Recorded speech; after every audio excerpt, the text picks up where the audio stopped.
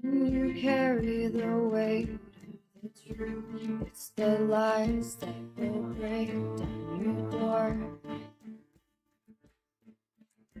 When you get to the fork in the road and you take the pay, you know that living for something more doesn't mean that you'll be saved. Doesn't mean you'll be saved. Doesn't mean you'll be saved. Doesn't mean you'll be saved.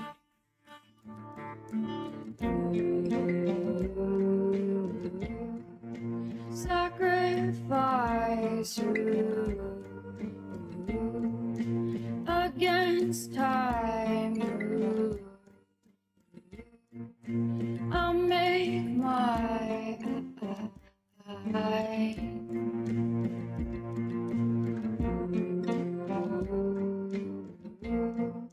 sacrifice against time. I'll make my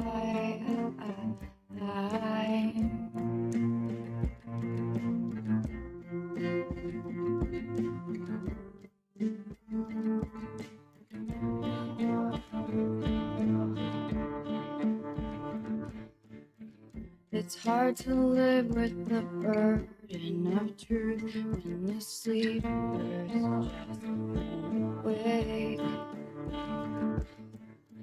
You know it's bigger than yourself and you can't just look your way. When you're living for something more, oh, the risk that you will take. Oh, the risk you will take. The risk you will take.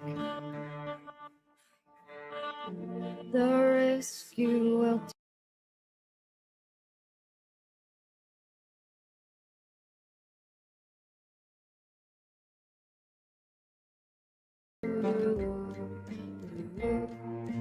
Against time, I'll make my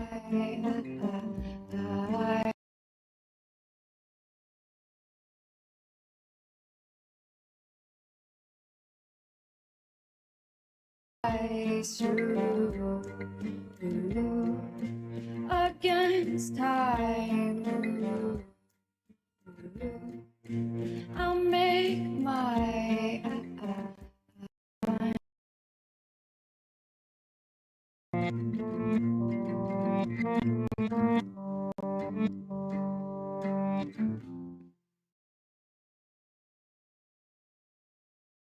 And good evening, everyone. Welcome to the Earth and another Sunday. And today we have birds on the menu. And I am Lynx, and I'm from Norway. And we have my co-hostess, Katrina.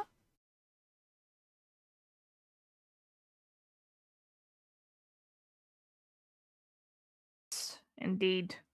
Yeah. I'm Katrina, and we are talking about the burbs tonight. Yeah, I don't plan on having anyone for dinner tonight, so you can rest assured. It seems like my choice of intro music went down well. That was Hireth, and I'm sorry if I'm butchering the name. It is a difficult one for me. But please support her. We will provide the links. It is definitely the best $14 I have ever spent. I have listened to that album constantly since our frog stream. So thank you very much to Hireth for letting us using the music.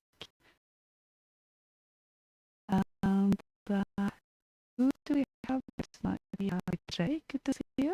Dancing Penguin, Paradox. Oh.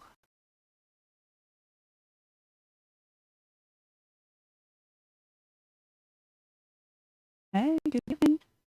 Good to see you all. And thank you to DJ for the notes. That's very kind.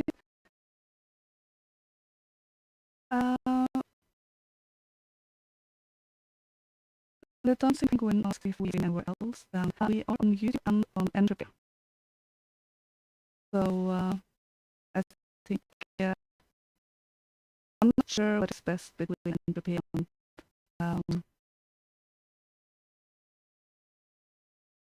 YouTube because we use the live stream for Entropy, but I will get all the links. Also on Entropy you can donate if you want to and install support free speech alternative.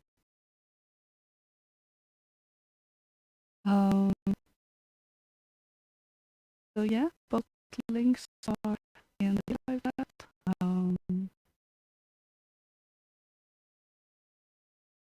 I will just Entropy for YouTube as well.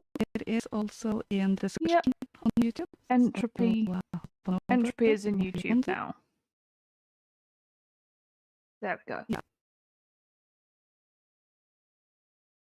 Twice. I don't. Your comment that it hasn't loaded for me. Ah. Oh wait, there it is. Yeah. Twice Entropy. Hint? No, not hint. Yeah. Okay. Not hint. Audio is a bit choppy. That might be the internet. I'm not sure. It seems to be working on my end. Is it both of our audios choppy?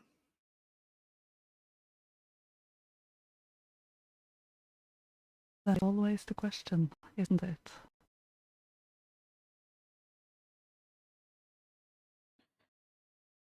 Okay. We're having. I think we're having general problems with the stream breaking up. Okay, Efren says it's fine now on YouTube. Did they say the stream is gone for me? Is that only on DLive or is it also on YouTube? Oh, just me. Okay.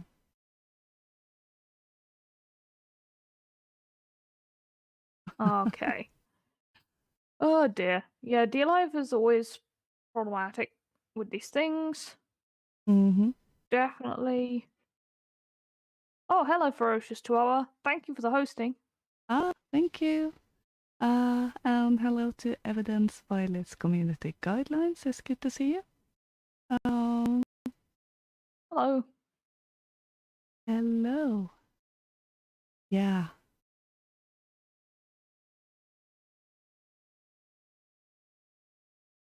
My friend the Dancing Penguin has joined. I think I've seen the Dancing Penguin. Yes. Dancing Penguin is over on DLive. Hello. Yeah, hello. Good to see you there as well. And hello to Dancing Penguin's friend Daniel. Yeah, hello Daniel. For those who do have issues with DLive, there's quite a few who uses YouTube for the audio and chat on the DLive chat. So that might be might be a solution for that. You know, we shall see how it goes. Yeah, I definitely want a tech that can sit beside me and just take over when there's a problem. Yep. It's good to have a tech dude, just sort of someone like it is. If you live in a major city, which Unfortunately, you don't, Lynx. You could probably just charge an IT dude to live in your closet. Yeah. If you Oh, lived in London, you could totally get away with it. the same concept applies in Norway, I can assure you. Maybe not exactly where I live now, but in Trondheim, where I lived for many years, they basically had people living in every closet and cupboard and everything with the Oh, dear. students. Yeah. Just as many people as possible. I was quite happy to get away from that. Oh, ferocious Chihuahua, what have you done? You didn't do nothing? Are you sure about that? He didn't do nothing. He's totally innocent. Okay. Never done nothing bad in his life. No. He's a D-Life's angel, that one. Mhm. Well, if we are now all right on all the platforms, we should get on with talking about birds. Mm-hmm. Yeah, do the Fae do computers? That's a question, isn't it? The paradox. I think they do. Oh, I'm I think convinced they've that they learned. do, because they tend to get into my Mm. computer every time we talk about them. So we're not Yes. having a stream about the Fae anytime soon, because I've had enough issues already. Yep. Let's not mention them. I mean, they are slightly related to May Day, but I might tweet about that or something. Yeah. Talking of tweet, had to make that one. Yeah. I put down a veto about a Fae stream tonight, so just no. Yep. Yeah, so the question is, are we talking about birds or are we talking about birds? Are we talking about birds or are we talking about birds? Yeah, are we talking about birds or are we talking about women? Oh no, Dee Dee, stop being Cockney. It's just normal birds, the flappy ones. Yeah. The feathery ones who tend to flap their wings and so fly off into the air. Yep. Them. Yeah. What you? Didn't do nothing, did you? Okay. Hello, Moshe. Thank you for the ice cream. It's good to see you. I will admit that, as my internet avatar is a cat, it's a bit disconcerting to be called a bird. I will admit that. Yeah. Actually, that must be weird. Yeah. I don't know what birds would think if they saw my internet avatar. Ooh, floating eye. Floating eye. Where's the... Just radiating a green aura in the sky. It has no wings.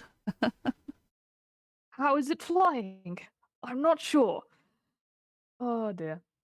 But yeah, birds are very prevalent in folk stories, and we've seen them. We've seen them in folk stories before. We've seen them telling the truth in a version of Cinderella about the nature of the Princess Bride. I remember we had that story. Yeah.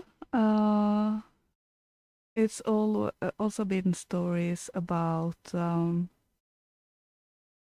mystical bird that the hero or heroine is supposed to get a hold of, but it's not really disclosed what kind of powers it has. It's just some wondrous bird. So it's Yes, sort of quite a lot of those. Yeah, sort of a mystery bird. I recently read a Russian tale where there were three princesses who were being held by a witch, and birds played an important role to get them set free by the hero, because they flew over to Finland to talk with a wizard, actually. And another species of bird came back with what the wizard said that the hero had to do to set them free. So they often they see everything that's going on, and they are very swift messengers. So there's not really that much that hinders them. So they're quite good allies to have. Definitely. And, we know of some mythical bird helpers of folklore and mythology. Odin's ravens, Hugin and Mugen. I think I've pronounced those names wrongly. But yes, Odin has two ravens, which I think mean memory and thought, if I remember correctly. And we've seen doves as symbols of peace and messengers symbolism as well. So it's sort of an established precedent of kind of what they mean. That they usually bringers of news, I think, birds. Mm-hmm. They can be allies to the heroes, or they can be an adversary working for the quote-unquote bad guys. And as I've listened to the audiobook of The Fellowship of the Ring, all those three books, we definitely often see the birds being corralled by the evil powers and Sauron. So, have anyone seen The Crow? Yes, I have. I loved that film when I was perhaps a bit too young. I haven't seen that. Is that a Hitchcock film? No, that is. No, I'm thinking of The Birds. That's The Birds. Yes, that's actually quite terrifying. In particular, when you live where seagulls breed, because all during summer they tend to follow you and attack you and hiss at you and everything. So, and a few weeks ago, I was taking a walk, and there's a beach where I live, and there are geese there. And there was a couple. No. There was a couple that I had to walk past. And after I'd passed them, then I heard one of them hissing at me, and I just turned around and kept my eyes on them because they can be quite ferocious. Don't try anything, geese. No. Don't do it. I'm staring you down. I'm not scared of you, geese. I am scared of geese. The geese know it. I'm not scared of them because I've never been attacked by one, but my favorite GIF on Telegram is a geese that makes his point come across on a lady. Let's just put it that way. So I know what they can do. Yep. Hey, YTLing, good to see you. But The Crow, that movie, I do think the Paradox and I are thinking of the same movie. That was the movie where Bruce Lee's son died during filming. It's sort of a noir film with sort of a goth theme. It's quite dark, but I really did like it. Oh dear. That's very sad. How did he die? There was something wrong with the prop gun, so he was supposed to have been shot with a fake, with a blank, but it killed him instead. Yes, Brandon Lee. May he rest in peace. So Actual bullets. Okay. yeah, I think there was something about the senior prop manager wasn't around or something, but they filmed anyway, and something went wrong. And the guy who played the villain in the movie naturally had a really hard time dealing with it. It was just play, and he accidentally killed him instead. So, it's one of those things that end up in sort of a mythology because of his father's death. Wow. So, yeah, I do think there's some conspiracy theories around it, but I haven't really looked into it. But they finished the movie with special effects, and it's quite nicely done for being done very early in that art. So the film is from the 90s, I think. So Interesting watch. But yeah, quite sobering when you realize precisely why they had to do that. yeah. So It sounds like a good film. yeah. None. Yeah, I said it's quite dark, so it's maybe not for the most faint of heart, but definitely a good one and one to look into. Yeah. There's quite a reputation really of birds as associated with darkness and scary, because you got a whole horror film about birds. The birds. You got Edgar Allan Poe giving ravens a bad name. They don't actually say nevermore. They make kind of cute noises sometimes. If you look them up on YouTube. Probably teach them to say that though, and scare the absolute ever-loving crap out of everybody. Yeah. They are actually quite good talkers when they are properly trained. I've seen quite a few movies, not movies, but videos on it. So there's quite a lot of it on YouTube, so check it out. I don't think we have any scary birds tonight. I don't think any of the birds are scary. No, we are. I am touching on the Firebird. The story I'm telling isn't scary, but that in the stories it can go either or. Either you gain a treasure and the princess and all of that, or you perish. So Yeah, it's true. I mean, there's some very conveniently labeled roads, but we'll get to them later. yeah. Very convenient indeed. But, it's symbolic. Yeah. Is an Archaeopteryx a bird? I don't know what that is, Dee Dee, so I can't tell you whether or not it's a bird. Never heard of I'll it have either. to Google it. Yeah. I've never heard of it either, so I'm sorry. So, yeah, perhaps we should have a first story. And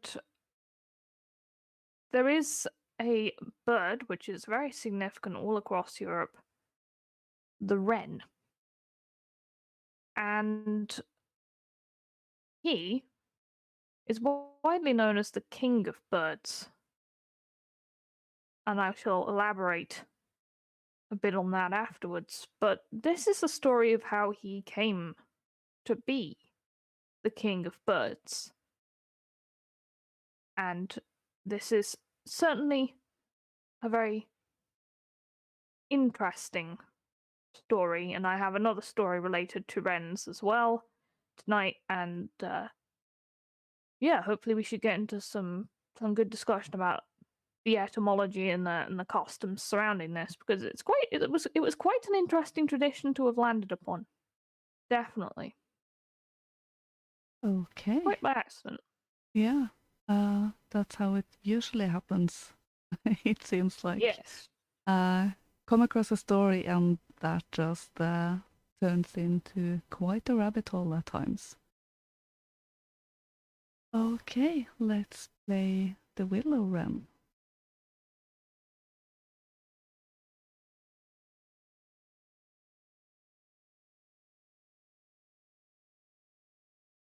The Willow Wren. In former days, every sound had its meaning and application. When the smith's hammer resounded, it cried, "Strike away! Strike away!"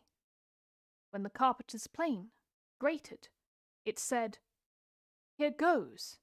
Here goes!" If the mill wheel began to clack, it said, "Help, Lord God! Help, Lord God!" And if the miller was a cheat, and happened to leave the mill, it spoke High German, and first asked slowly, "Who is there? Who is there?" Then answered quickly, "The miller, the miller." And at last, in quite a hurry, he steals bravely, 3 pecks in a bushel. At this time, the birds also had their own language, which everyone understood. Now it only sounds like chirping, screeching, and whistling, and to some, like music without words. It came into the birds' mind, however, that they would no longer be without a ruler, and would choose one of themselves to be their king. One alone amongst them, the green plover, was opposed to this. He had lived free, and would die free. And anxiously flying hither and thither, he cried, "Where shall I go? Where shall I go?" He retired into a solitary and unfrequented marsh, and showed himself no more amongst his fellows. Birds now wished to discuss the matter, and on a fine May morning they all gathered together from the woods and fields. Eagles, chaffinches, owls and crows, larks and sparrows. How can I name them all? Even the cuckoo came, and the hoopoe, his clerk, who is so called because he is always heard a few days before him, and a very small bird, which as yet had no name, mingled with the band. Then the hen, which by some accident had heard nothing of the whole matter, was astonished at the great assemblage. "Wait, what is going to be done?" she cackled. But the cock calmed his beloved hen, and said, "Only rich people," and told her what they had on hand. It was decided, however, that the one who could fly the highest should be the king. A tree frog which was sitting among the bushes when he heard that cried a warning, "No, no, no, no," because he thought that many tears would be shed because of this. But the crow said, "Caw, caw," and that all would pass off peaceably. It was now determined that on this fine morning they should at once begin to ascend, so that hereafter no one should be able to say, "I could have easily flown much higher, but the evening came on, and I could do no more." On a given signal, therefore, the whole troop rose up in the air. The dust ascended from the land, and there was a tremendous fluttering and whirring and beating of wings, and it looked as if a black cloud was rising up. The little birds, however, were soon left behind. They could go no farther, and fell back to the ground. The larger birds held out longer, but none could equal the eagle, who mounted so high that he could have picked the eyes out of the sun. And when he saw that the others could not get up to him, he thought, "Why shouldst thou fly still higher? Thou art the king," and began to let himself down again. The birds beneath him at once cried, "Thou must be our king. No one has flown so high as thou." "Except me," screamed the little fellow without a name, who had crept into the breast feathers of the eagle, and as he was not at all tired, he rose up and mounted so high that he reached heaven itself.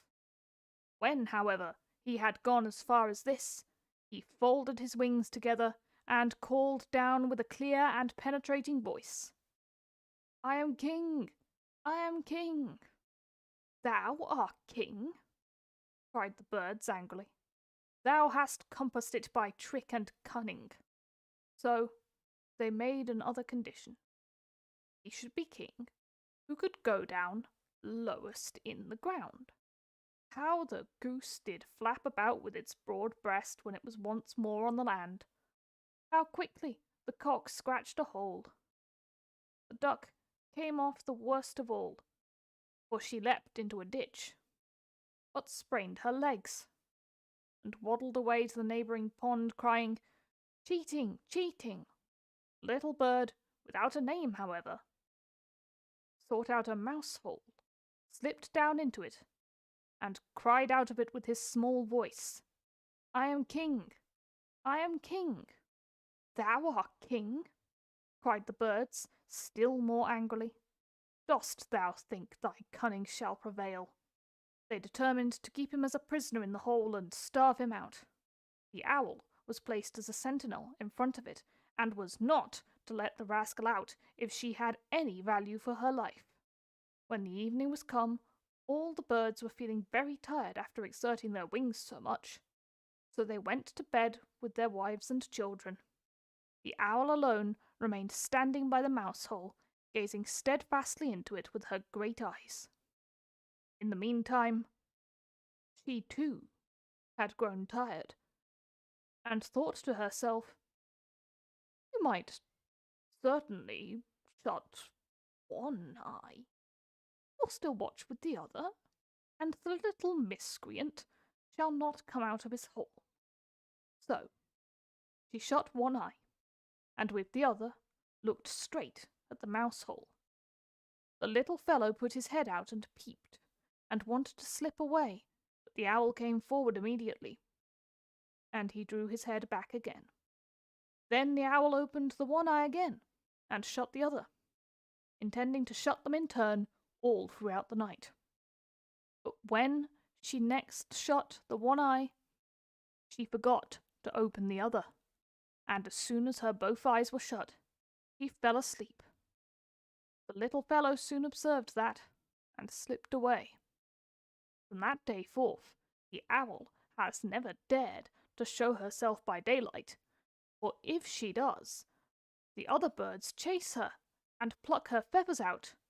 She only flies out at night, but hates and pursues mice because they make such ugly holes. The little bird, too, is very unwilling to let himself be seen, because he is afraid it will cost him his life if he is caught. He steals about in the hedges, and when he is quite safe he sometimes cries, "I am king," and for this reason the other birds call him in mockery, "King of the hedges," Zaunkönig. No one, however, was so happy as the lark at not having to obey the little king. As soon as the sun appears, she ascends high in the air and cries, "Ah, how beautiful it is! Beautiful, beautiful! Ah, how beautiful it is!"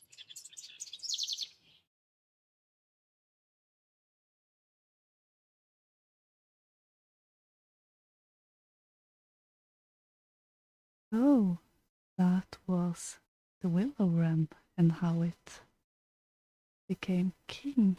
And I just have to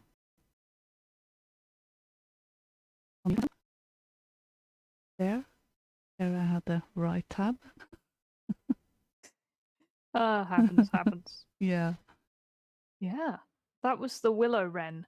The English name doesn't quite fit, because I think the German name for the story would be the name mentioned for a wren, in the story, which is Zaunkönig. And that means Hedge King. Now, there's a lot of similar names for the wren, really, throughout Europe. There's a big tradition of people calling the wren a king of some sort. Now, I'm gonna murder some pronunciation here. I'm not gonna know how to pronounce this French. Roitelet? Italian Regolo? In Polish, the wren is called Musi Krolik. There's an accent above that O. I have no idea how it affects it. But that means king of mice. And in Greek, Basilius or Basilikos. In Dutch, they call him Winterkoning. I can pronounce the Germanic languages a lot better. And yeah, he's generally just associated with royalty. Now, there is a variety of wren which has a gold crest on its head. So that might be why there's this connotation, but there are no royalty connotations in the Irish or Welsh words for wren. The Welsh word for wren is spelled D-R-Y-W. Driv? Drir? Who knows? Didi. Do you know how that's pronounced? But yeah, there's no connotations of royalty with those words for wren, but there are a lot of tales and rituals to confirm the Wren King in those cultures as well. And we're deriving the English word for wren from rena in Old English and Old High German rendo. And they've sort of derived that the common Germanic name is Randjan. But it was also known as Kuningelis in Old High German.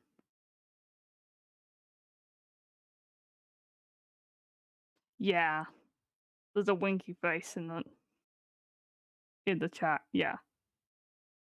Oh dear. But there is the fable of the wren that was known to Aristotle and Pliny, and then gets taken up by medieval authors. So this is a very old story. And certainly Ireland has a lot of wren-related traditions. Definitely. But we will get into those later. But there's generally, this is the first tale of the wren trilogy, which is the election of the Bird King. Then there's always one about a war between birds and quadrupeds, which is the next one.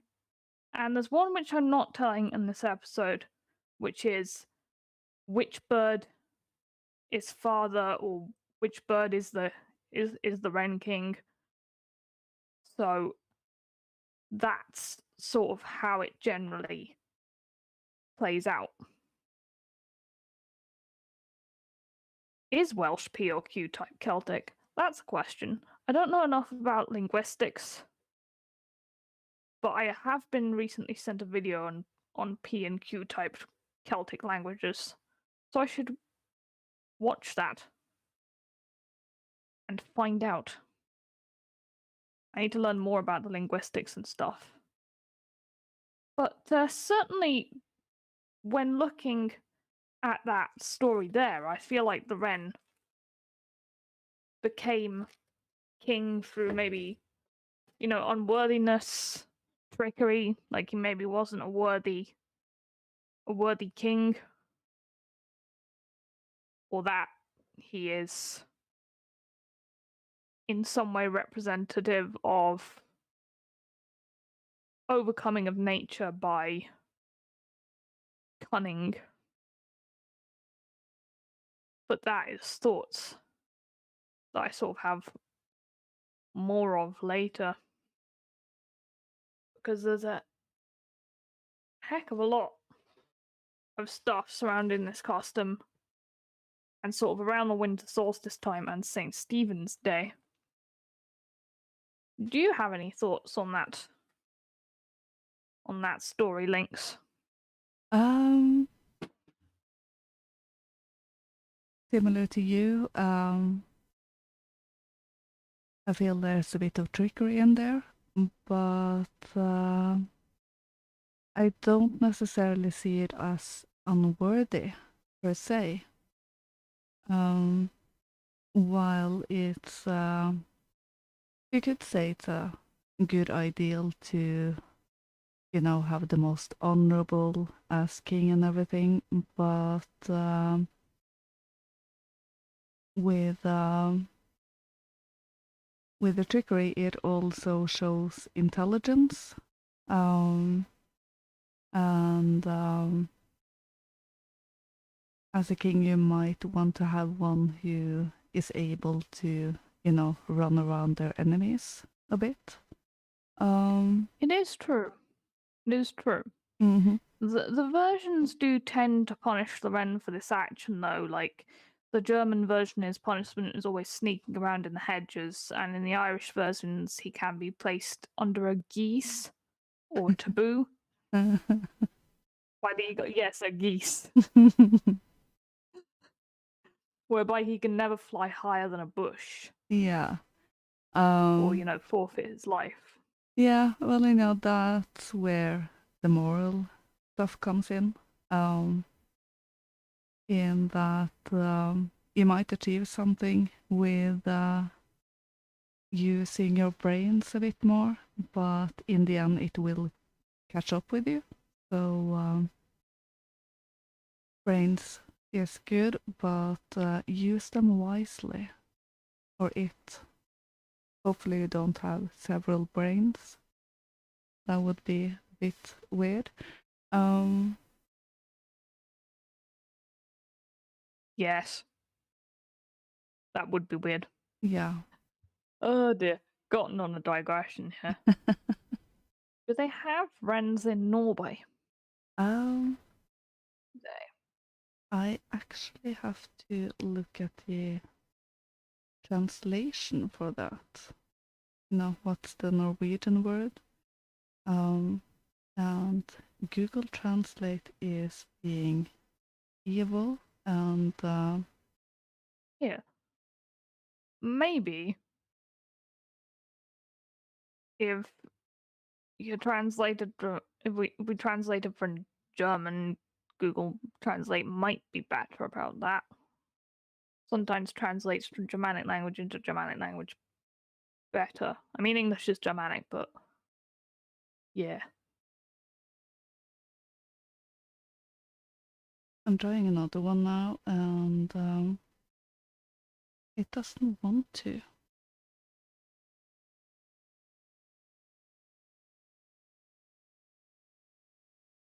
Have I got no wren in my pad?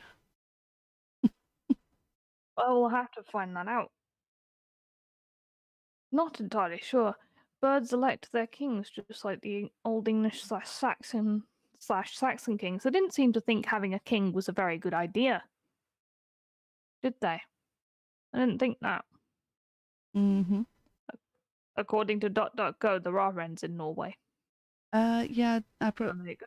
I do think there is, I just don't know what species it is. There's quite a lot, actually, I think. I think there's quite a lot. Going on YouTube.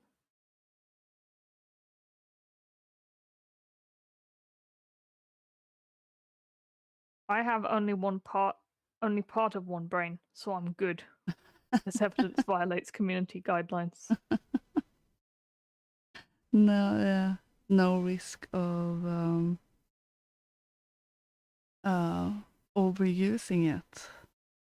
In other words, okay. The wren family in Norwegian is Gjerdesmet-familien,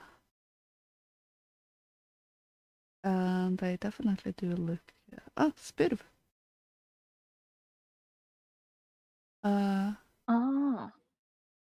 that is within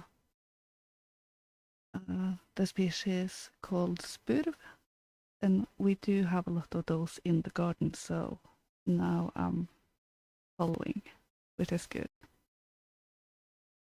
So yeah, we do have quite a few of those. I haven't come across any stories about them, so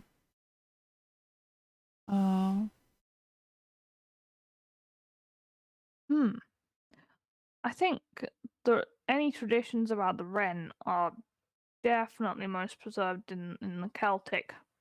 Well, for want of a better term than the umbrella term of Celtic nations. Mm-hmm. I ideally can't find a Norwegian translation for wren either. Well, this is a mystery.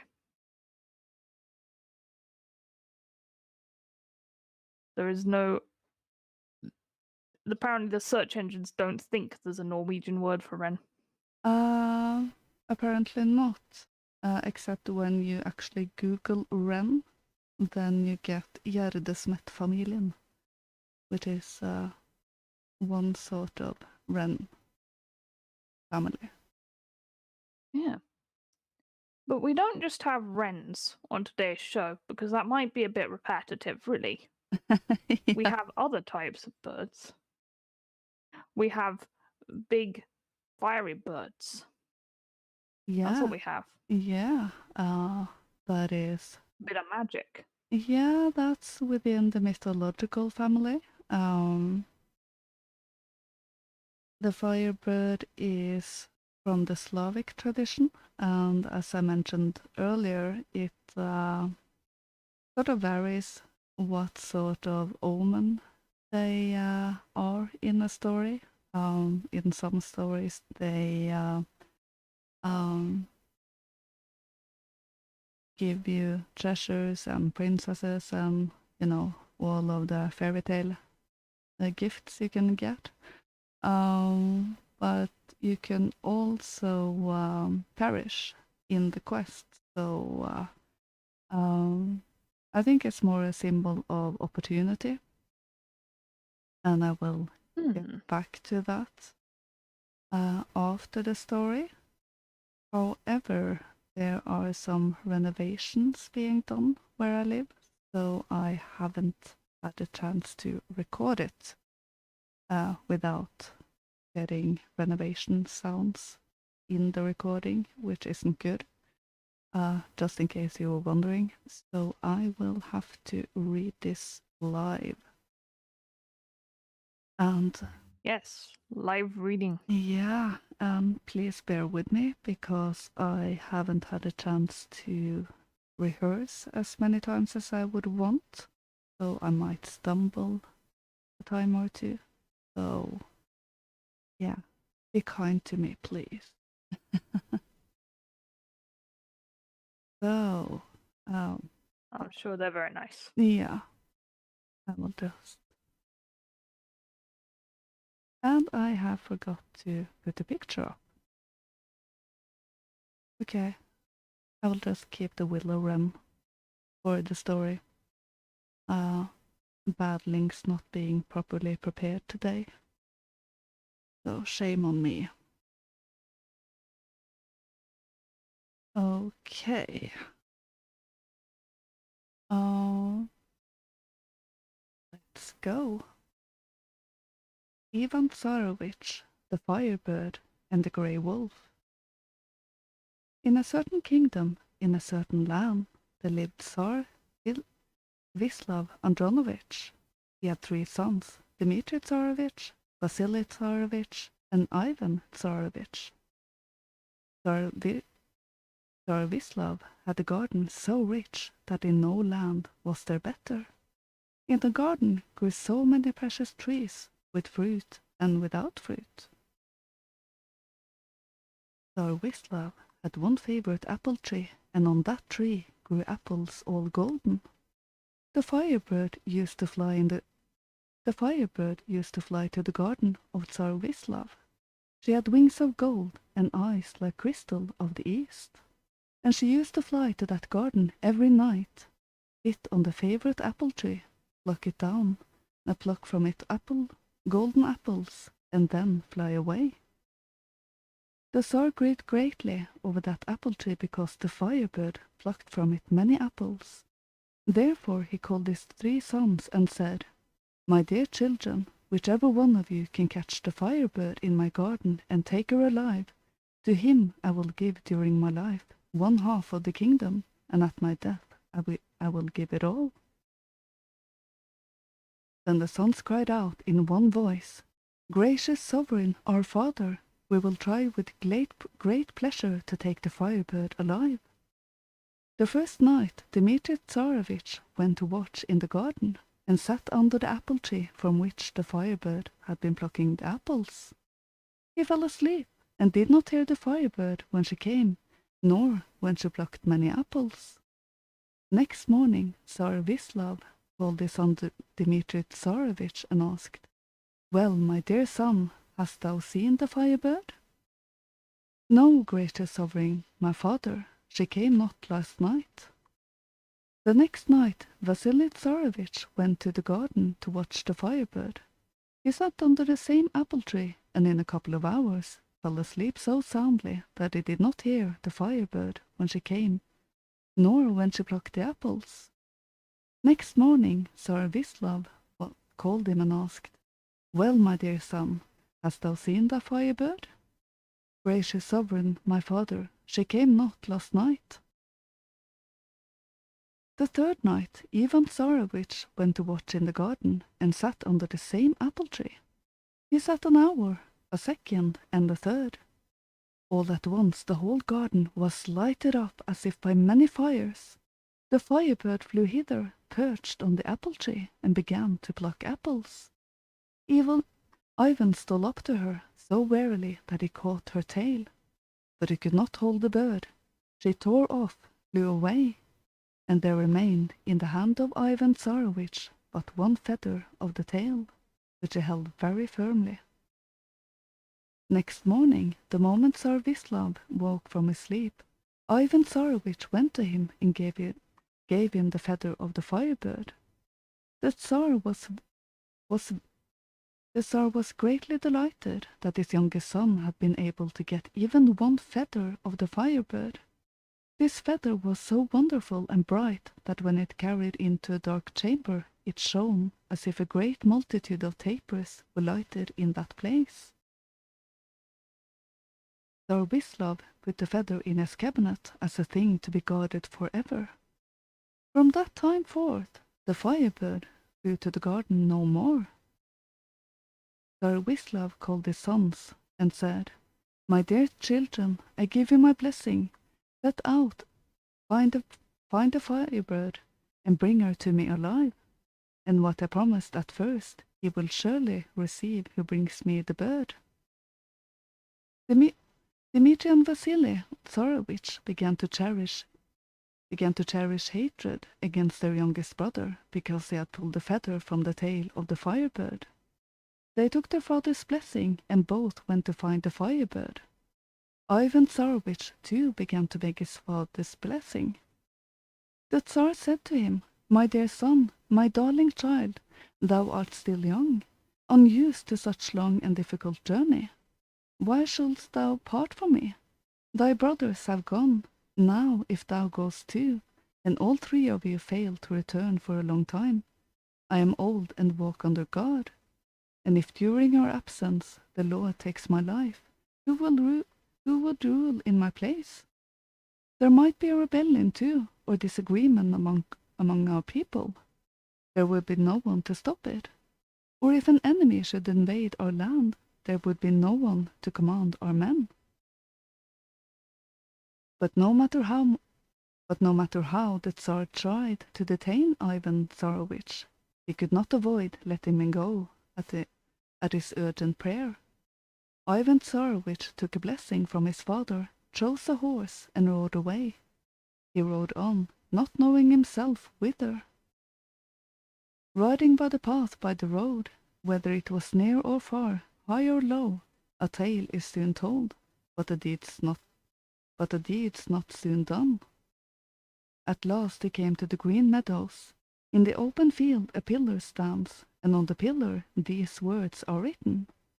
Whoever goes from the pillar straight forward will be hungry and cold. Whoever goes to the right hand shall be healthy and well, but his horse will be dead. Whoever goes to the left hand will be killed himself, but his horse will be living and well. Ivan read the inscription and went to the right hand, holding in his mind that though his horse might be killed, he would remain alive, and might in time get another horse. He rode on one day, a second, and a third. All at once an enormous grey wolf came out against him and said, "Oh, is that thou, tender youth, Ivan Tsarevich? Thou hast read on the pillar that thy horse will be dead. Why hast thou come hither then?" The wolf said his words, tore Ivan Tsarevich's horse in two, and went to one side. Ivan grieved greatly for his horse. He cried bitterly and went forward on foot. He walked all day and was unspeakably tired. He was going to sit down and rest, when all at once the grey wolf caught up with him and said, "I am sorry for thee, Ivan Tsarevich. Thou art tired from walking. I am sorry that I ate thy good steed. Well, sit on me, the old wolf, and tell me whither to bear thee, and why." Ivan Tsarevich told the grey wolf whither he had to go, and the grey wolf shot ahead with him, swifter than any horse. After a time, just at nightfall, he brought Ivan Tsarevich to a stone wall, not very high, halted, and said, "Now, Ivan Tsarevich, come down from the grey wolf, climb over that stone wall. On the other side is a garden, and in the garden the Firebird in a golden cage. Take the Firebird, but touch not the cage. If thou takest the cage, thou'lt not escape. They will seize thee straight away." Ivan Tsarevich climbed over the wall into the garden, saw the Firebird in the golden cage, and was greatly tempted by the cage. He took the bird out and was going back, but changed his mind and thought, But why have I taken the bird without the cage? Where can I put her?" He returned, but had barely taken down the cage when there was a hammering and thundering throughout the whole garden, for there were wires attached to the cage. The watchman woke up at that moment, ran to the garden, caught Ivan Tsarevich with the Firebird, and took him to the Tsar, who was called Dolmat. Tsar Dolmat was terribly enraged at Ivan, and shouted at him in loud, angry tones, "Is it not a shame for thee, young man, to steal? But who art thou? Of what land? Of what father or son? And how do they call thee by name?" Ivan Tsarevich replied, "I am from Wislav's kingdom, the son of Tsar Wislav Andronovich, and they call me Ivan Tsarevich. Thy Firebird used to fly to our garden each night and pluck golden apples from my father's favorite apple tree, and destroyed almost the whole tree. Therefore my father has sent me to find the Firebird and bring it to him." "O youthful young man, Ivan Tsarevich," said Tsar Dolmat, "is it fitting to do as thou hast done? Thou shouldst have come to me, and I would have given thee the Firebird with honor. But now it will be well for thee, when I send to all lands to declare how dishonorably thou hast acted in my kingdom. Listen, however, Ivan Tsarevich, if thou wilt do me a service, if thou wilt go beyond the thrice ninth land to the 30th kingdom, and get for me from Tsar Afron the golden-maned steed, I will forgive thy offense, and give thee the Firebird with great honor. If not, I will publish in all kingdoms that thou art a dishonorable thief." Ivan Tsarevich went away from Tsar Dolmat in great grief, promising to obtain for him the golden-maned steed. He came to the grey wolf and told him all that Tsar Dolmat had said. "Oh, is that thou, youthful young man, Ivan Tsarevich? Why didst thou disobey my words and take the golden cage?" "I have offended in thy sight. said Ivan to the grey wolf. Well, let that go. Sit on me, and I will take thee wherever thou wilt. Ivan Tsarevich sat on the back of the grey wolf. The wolf was as swift as an arrow, and ran, whether it was long or short, till he came at last to the kingdom of Tsar Afron in the night time. Coming to the white-walled stables, the grey wolf said, Go, Ivan Tsarevich, into these white-walled stables.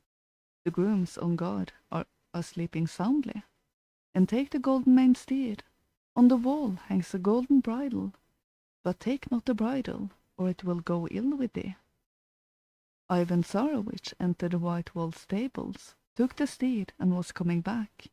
But he saw on the walls the golden bridle, and was so tempted that he took it from the nail. That moment went a thunder and a noise throughout the stables, because strings was tied to the bridle.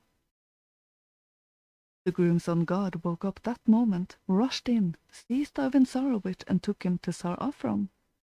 Tsar Afron began to question him. O youthful young man, tell me from what land thou art, and what father a son, and how do they call thee by name? To this Ivan Tsarevich replied, I am from Wislav's kingdom, the son of Tsar Wislav, and they call me Ivan Tsarevich. O youthful young man, Ivan Tsarevich, said Tsar Afron, was that which thou hast done the deed of an honourable knight? I would have given thee the golden-maned steed with honour, but now it will be well for thee, when I send to all lands a declaration of how dishonourably thou hast acted in my kingdom. Hear me, however, Ivan Tsarevich. If thou wilt do me a service and go beyond the thrice-ninth land to the 30th kingdom and bring to me Princess Yelena the Beautiful, with whom I am in love, heart and soul, for a long time, but whom I cannot obtain, I will pardon thy offence and give thee the golden-maned steed with honour. If thou wilt not do me this service, I will declare in all lands that thou art a dishonourable thief. Ivan Tsarevich promised Tsar Afron to bring Yelena the Beautiful, left the palace, and fell to crying bitterly. He came to the grey wolf and told him all that had happened. O Ivan Tsarevich, thou youthful young man, said the grey wolf, why didst thou disobey me and take the golden bridle? I have offended in thy sight, said Ivan Tsarevich. Well, let that go, replied the wolf. Sit on me, I will take thee wherever it need be.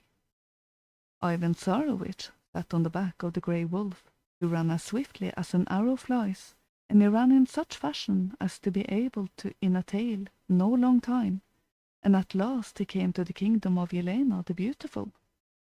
Coming to the golden fence which surrounded her beautiful garden, the wolf said, Now, Ivan Tsarevich, come down from me and go back the same road along which we came, and wait in the field under the green oak. Ivan Tsarevich went where he was commanded, but the grey wolf sat near the golden fence and waited till Yelena the Beautiful should walk in the garden.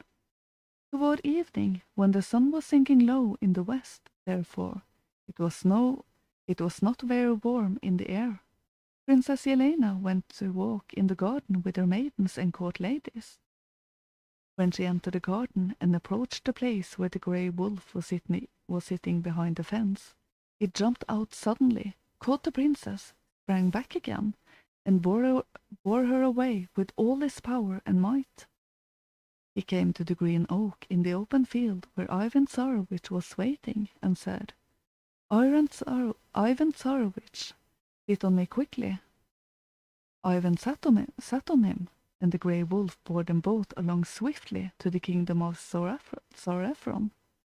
The nurses and maidens and all the court ladies who had been walking in the garden with the princess, Yelena the Beautiful, ran straight away to the palace and sent pursuers to overtake the grey wolf. But no matter how they ran, they could not overtake him and turn back. Ivan Tsarevich, while sitting on the grey wolf with Princess Yelena the Beautiful, came to love her with all his heart, and she, Ivan Tsarevich. And when the grey wolf arrived at the kingdom of Tsar Afron, and Ivan Tsarevich had to take Yelena the Beautiful to the palace and give her to Tsar Afron, he grew very sad and began to weep tearfully. "What art thou weeping for, Ivan Tsarevich?" asked the grey wolf. "My friend, why should I, good youth, not weep? I have formed a heartfelt love for Yelena the Beautiful, and now I must give her to Tsar Afron for the golden maned steed. And if I yield her not, then Tsar Afron will dishonor me in all lands." "I have served thee much, Ivan Tsarevich," said the grey wolf, "and I will do yet this service. Listen to me. I will turn myself into a princess, Yelena the Beautiful. Do thou give me to Tsar Afron and take from him the golden maned steed. He will think me the real princess.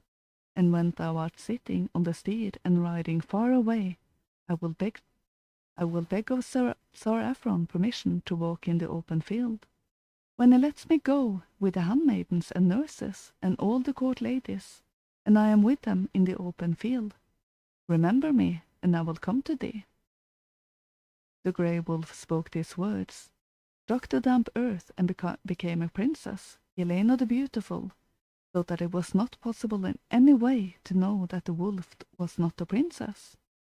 Ivan Tsarevich told Yelena the Beautiful to wait outside the town, and took the grey wolf to the palace of Tsar Afron. When Ivan Tsarevich came with the pretended Yelena the Beautiful, Tsar Afron was greatly delighted in his heart that he had received a treasure which he had long desired. He took the false maiden and gave Ivan Tsarevich the golden maned steed. Ivan Tsarevich mounted the steed and rode out of the town, seated Yelena the Beautiful with him, and rode on, holding his way toward the kingdom of Tsar Dolmat. The grey wolf lived with Tsar Afron a day, a second, and a third, instead of Yelena the Beautiful. On the fourth day he went to Tsar Afron, begging to go out in the open field to walk, to drive away cruel grief and sorrow.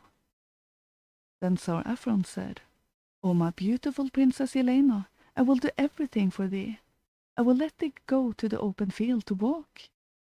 And straightway he commanded the nurses, the maidens, and all the court ladies to go to the open field and walk with the beautiful princess.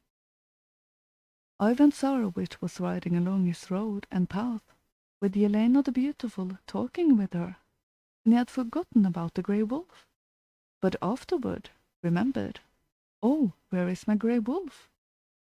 All at once, from wherever he came, the wolf stood before Ivan and said, "Ivan Tsarevich, sit on me, the grey wolf, and let the beautiful princess ride on the golden maned steed."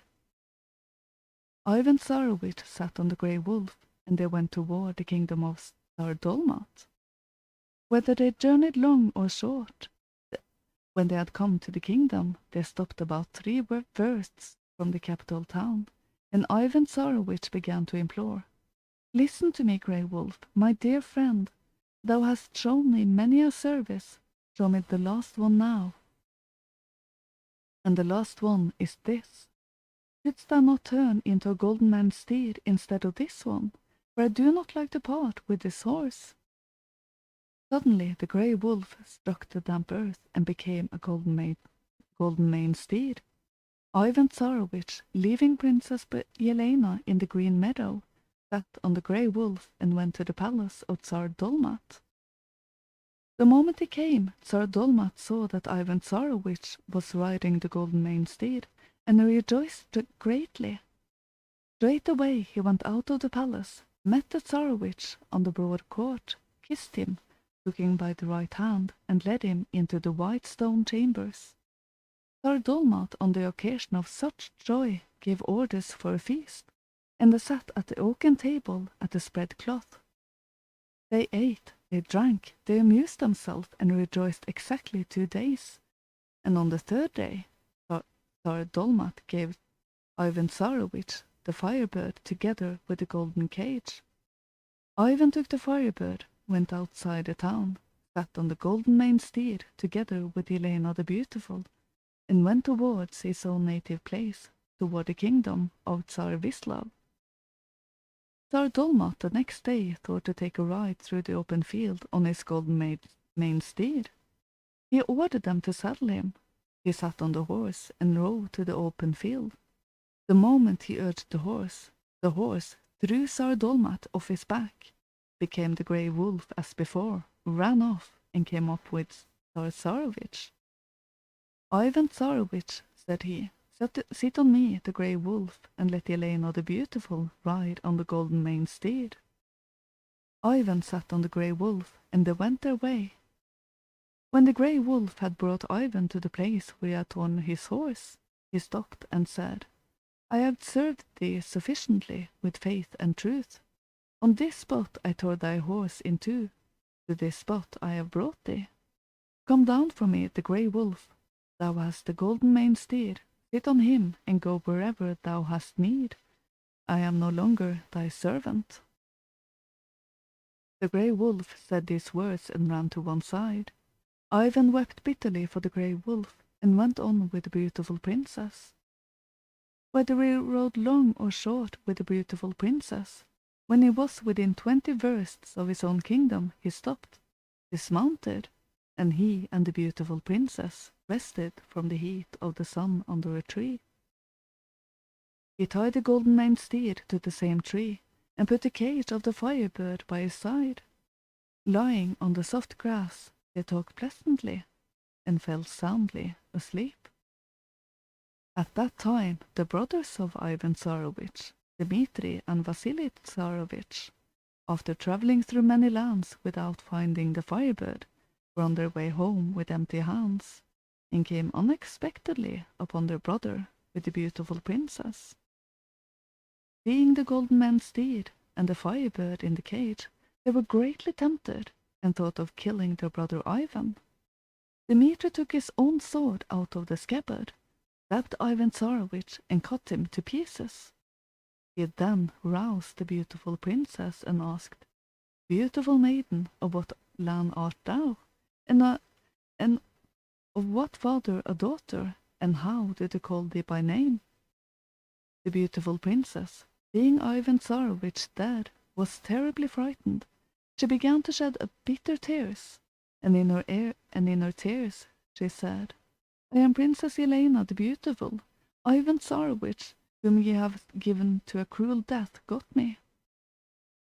If you were good knights, you would have gone with him into the open field and conquered him there, but he killed him when asleep. And what fame will you receive for yourselves? A sleeping man is the same as a dead one." Then Dmitri Tsarevich put his sword to the heart of Helena the Beautiful and said, "Hear me, Helena the Beautiful. Thou art now in our hands. We will take thee to our father, Tsar Vislav, and thou wilt tell him that we got thee and the Firebird and the golden maned steed. If not, we will give thee to death this minute." The princess, afraid of death, promised them, and swore by everything sacred that she would speak as commanded. Then they began to cast lots, who should have Helena the Beautiful, and who the golden maned steed. The lot fell that the princess should go to Vasily, and the golden maned steed to Dmitri. Then Vasily Tsarevich took the princess and placed her on his horse. Dmitri sat on the golden maned steed and took the Firebird to give to their father, Tsar Vislav, and they went on their way. Ivan Tsarevich lay dead on that spot exactly 30 days. Then the grey wolf ran up, knew Ivan by his odour, wanted to aid him to bring him to life, but knew not how. Just then the grey wolf saw a raven with 2 young ones who were flying above the body, and wanted to eat the flesh of Ivan Tsarevich. The wolf hid behind the bush, and when the young ravens had come down and were ready to eat the body, he sprang out, caught one, and was going to tear it in two. Then the raven came down, sat a little away from the grey wolf, and said, "O grey wolf, touch not my young child. It has done nothing to you. Listen to me, Raven, said the grey wolf. I will not touch thy child. I will let it go unharmed and well if thou wilt do me a service. Fly beyond the thrice-ninth land to the 30th kingdom and bring me the water of death and the water of life. I will do that, but touch not my son. Having said these words, the raven flew away and soon disappeared from sight. On the 3rd day the raven returned, bringing 2 vials, in one the water of life, in the other the water of death, and gave them both to the grey wolf. The wolf took the vials, tore the young raven in 2, sprinkled it with the water of death. The little raven grew together. He sprinkled it with the water of life, and the raven sprang up and flew away. The grey wolf sprinkled Ivan Tsarevich with the water of death. The body grew together. He sprinkled it with the water of life.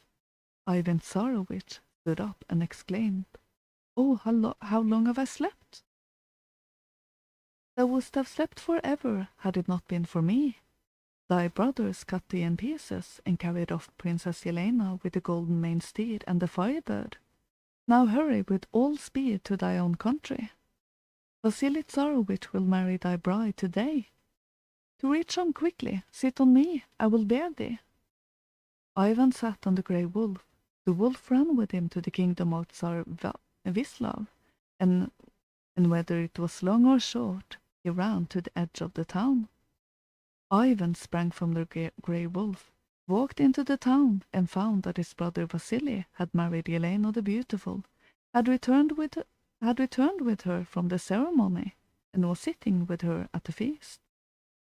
Ivan Tsarevich entered the palace, and when Yelena the Beautiful saw him, she sprang up from the table, kissed him, and cried out, "This is my dear bridegroom, Ivan Tsarevich, and not that scoundrel at the table." Then Tsar Vislav rose from his place and asked the meaning of these words. Yelena the Beautiful told the whole truth, how Ivan Tsarevich had won her, the golden maned steed and the Firebird, how his elder brother had killed him while asleep, and how they had terrified her into saying that he had won everything.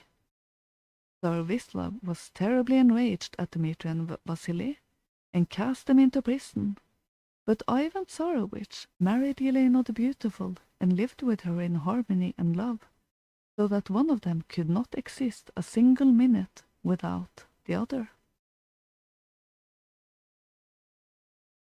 So that was the rather long story of Ivan Tsarevich, the Firebird, and the Grey Wolf. Yes. And I think there's maybe some different versions of this knocking about around on the internet. But I think there's certainly some interesting symbolism in that one. Oh, I definitely. was yeah. I was thinking about that wolf who helps him and can shapeshift and works by trickery. Feels a bit familiar. Favoring his champion, and the road requiring the sacrifice of a horse to get help from him, which was, of course, a very sacred, special animal for the Indo-Europeans. We sort of know that the archetypes are the same across Europe. I don't know. The wolf is feeling Odinic to me. That's sort of what it feels like. It feels what's the right word? It can be a bit of both. So for me, it represents sort of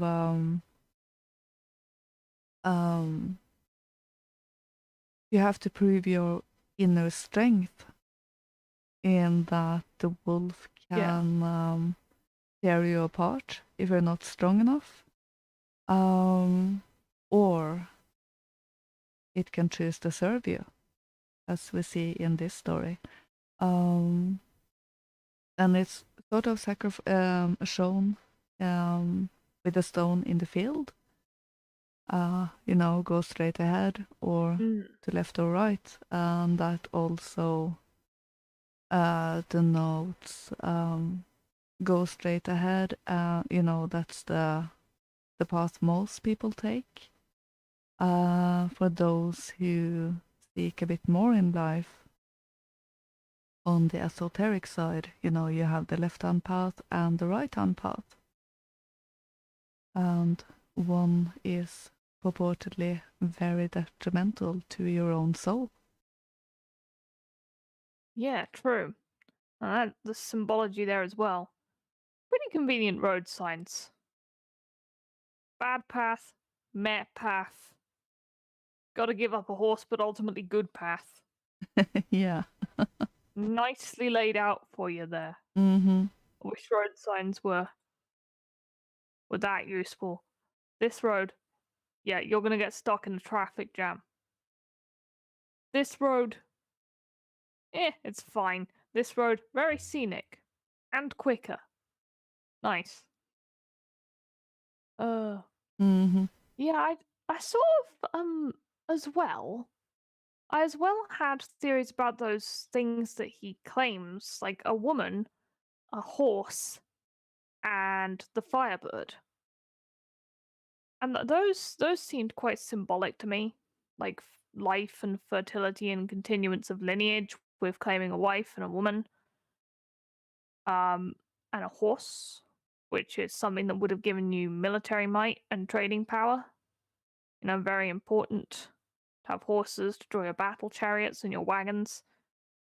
And the Firebird, generally seen as a symbol of solar power, higher power. And so that this definitely seems like he's gaining kingly aspects. And he's done this after the purification with dew, which is quite a trope around the world.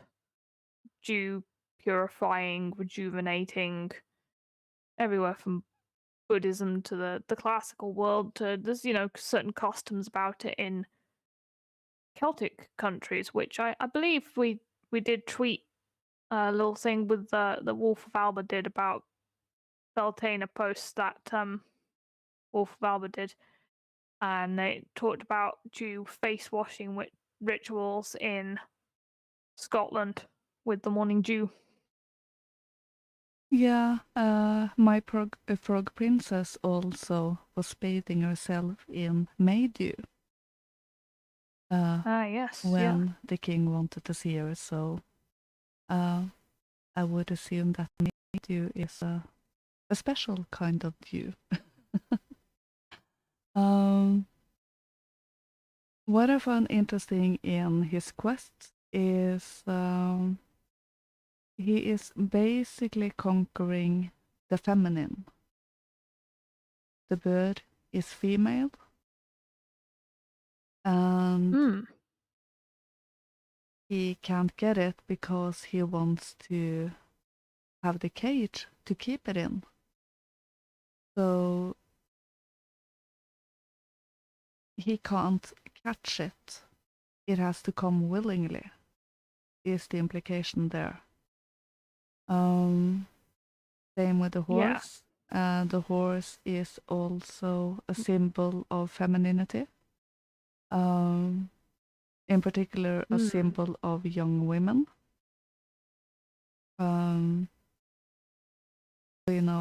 Tame a horse, you could say, get a bit of special symbolic meaning for a man.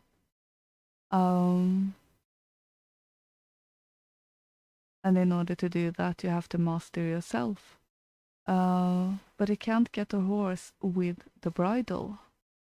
So he has to be able to control the horse on his own.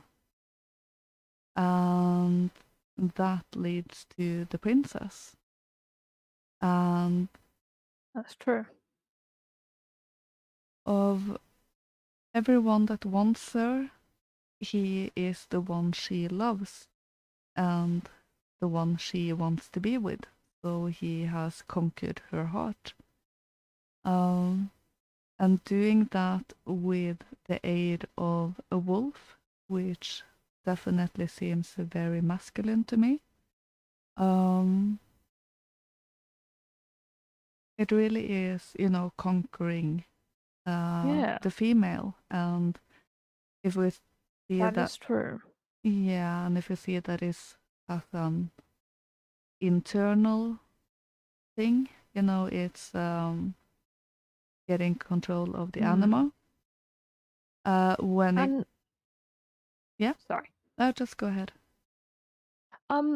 Yeah, and just sort of picking up on your point of conquering the feminine and not really being able to do so by force, but the feminine wanting that to happen.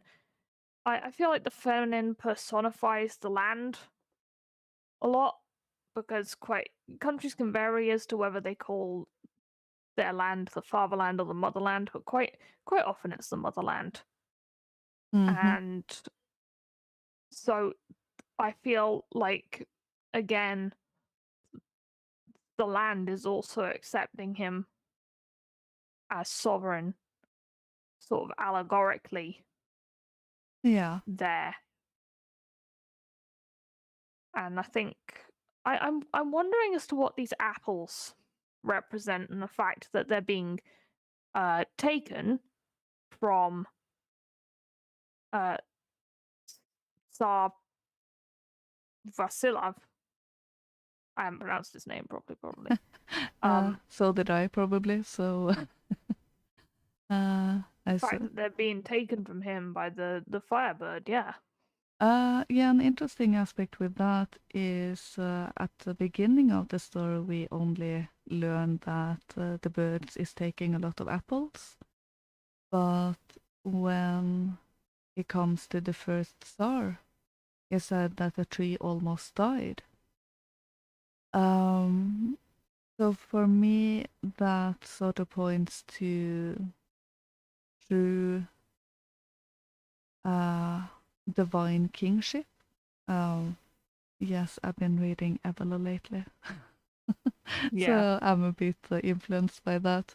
But the point of Esoteric. yeah, one of the points Evola makes is that a king is supposed to be the bridge between the spiritual and his people.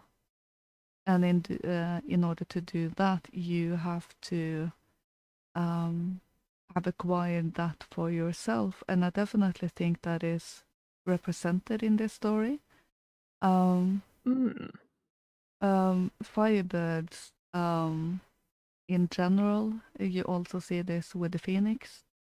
Um, it's a solar symbol, but it's also a symbol of not the physical sun, but the metaphysical sun. The light of God. It's not just a physical light; it's a spiritual light, and you see that with the bird lighting up everything wherever it goes, and that Ivan's Yes. father was amazed that he could even get a feather from the bird. So even that is a feat in and of itself. Yeah, because it represents a concept which is pretty hard to grasp. Very hard to Yes. grasp. Yeah. Very. Very. And also, as was also touched upon in the frog episode with the frog princess, the old custom that we also saw it in politics not that long ago, that in order to be eligible for any kind of public office, in politics now and earlier with being able to ascend the throne, you had to be married. You had to have a family. You couldn't be single. So Yes, this is wise, actual investment in the future before entering positions of power. yeah, and then you have to be able to quote unquote rule in your family life before you're able to rule your kingdom, which is very wise. My cat is wanting to get out, so I'll be right back. She always does this during the streams. It's annoying. It's a cat thing. Oh, the human is doing something? Yeah, I want out now.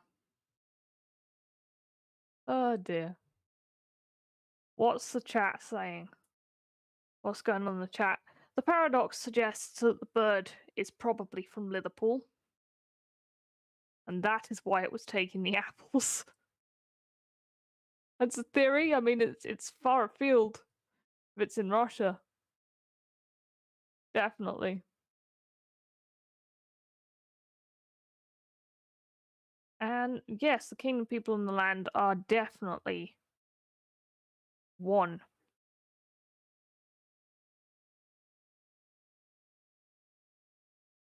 Yeah, the horse was probably a symbol of wealth indeed as well. Not sure what land I'm in now, father or motherland. Neither. Hope the land has a memory. I'm pretty sure the land does have a memory. I think the land has a very long memory. It definitely have, in my opinion. The problem with humans is they don't necessarily speak land. Yeah. We can get a bit full of ourselves at times. So maybe we should be a bit more considerate towards quite a few things. And I'm not taking that in an SJW sort of way. We just get... Caring about nature, I hate the fact that it's associated with them. Ah, that's the watermelons. You know, green on the outside, red on the inside. They went Yes. straight from communism till environmentalism. So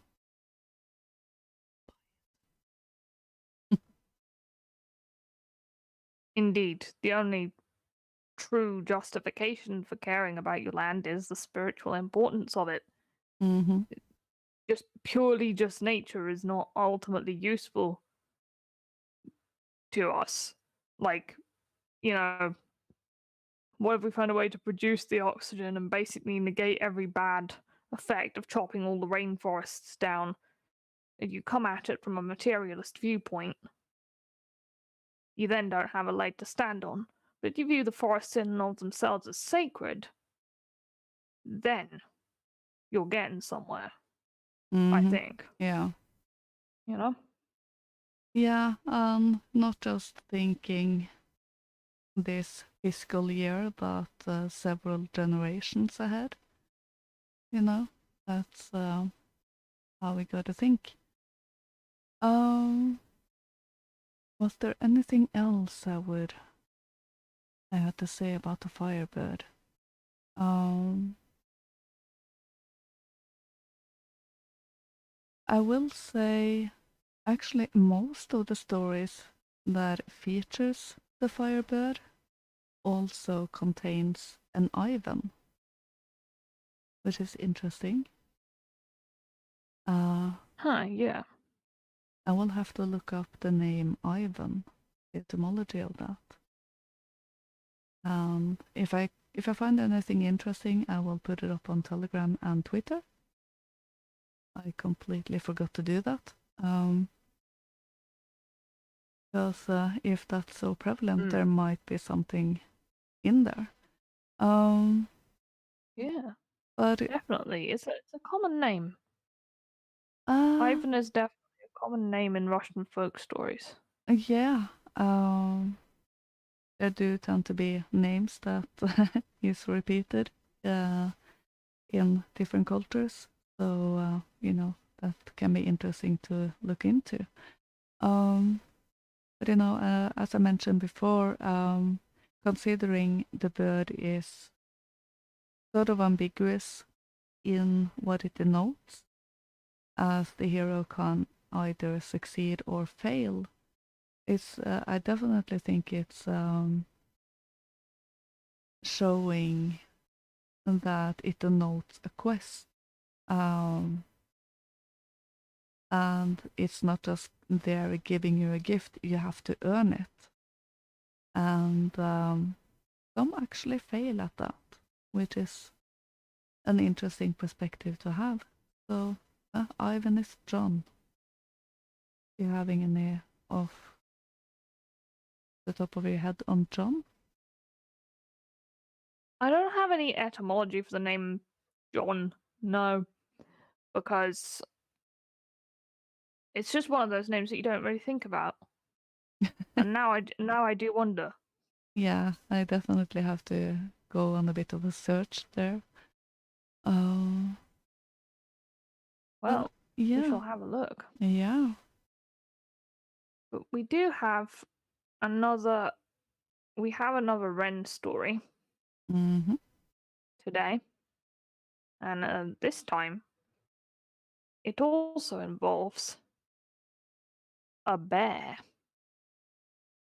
It's a battle of the sky versus the quadrupeds. Yeah, Who wins? Let's find out. yeah. Let's take a listen to the willow wren and the bear.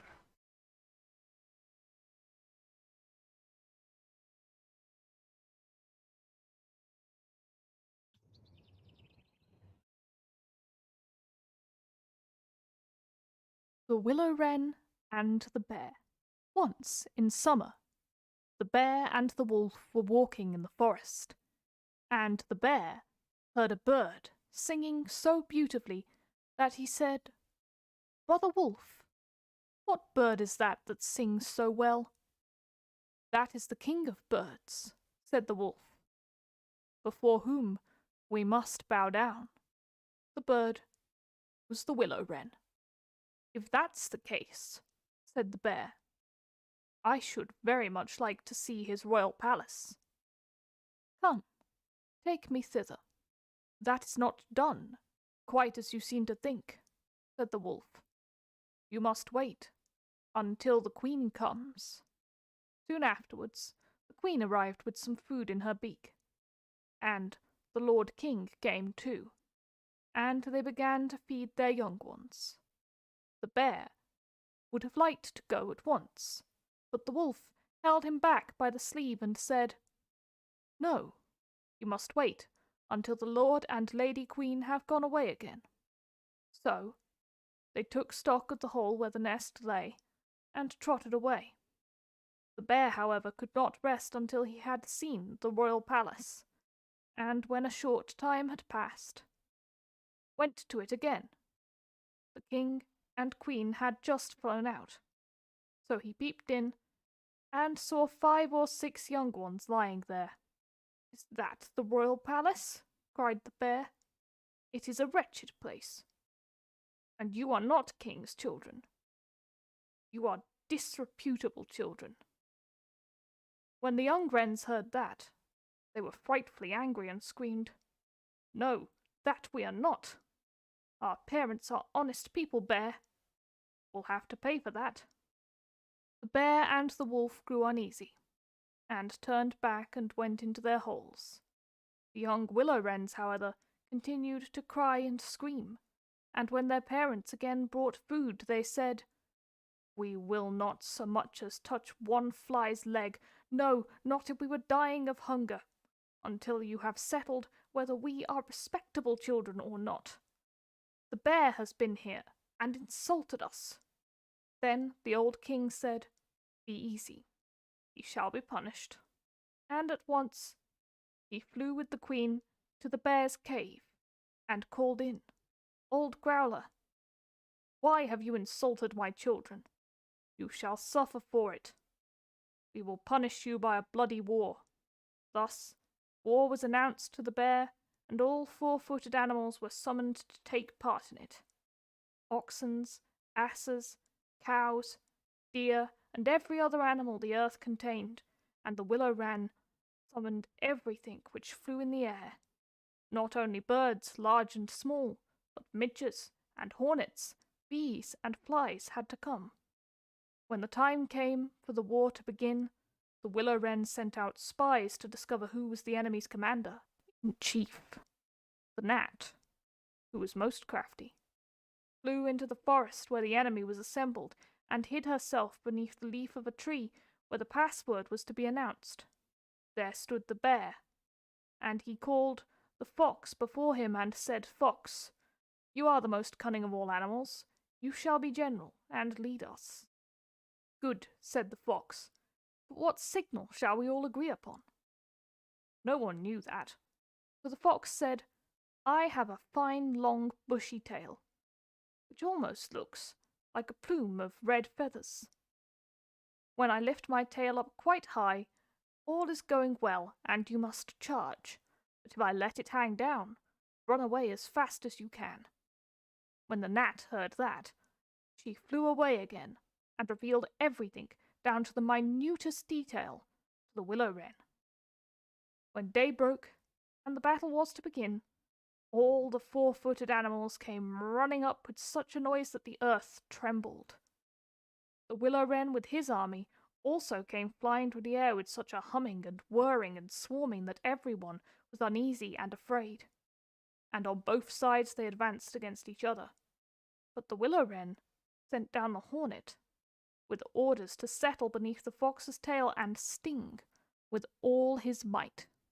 When the fox felt the first sting, he started, so that he moved one leg from pain, but he bore it and still kept his tail high in the air. And at the second sting, he was forced to put it down for a moment. At the third, he could hold out no longer, screamed, and put his tail between his legs. When the animals saw that, they thought all was lost, and began to flee, each into his hole, and the birds had won the battle. Then the king and queen flew home to their children and cried, "Children, rejoice, eat and drink to your heart's content. We have won the battle." But the young wrens said, "We will not eat yet. The bear must come to the nest and beg for pardon, and say that we are honourable children before we will do that." Then the willow wren flew to the bear's hole and cried, "Growler, you are to come to the nest, to my children, and beg their pardon, or else every rib of your body shall be broken." So the bear crept thither in the greatest fear, and begged their pardon. And now at last the young wrens were satisfied, and sat down together, and ate, and drank, and made merry till quite late into the night.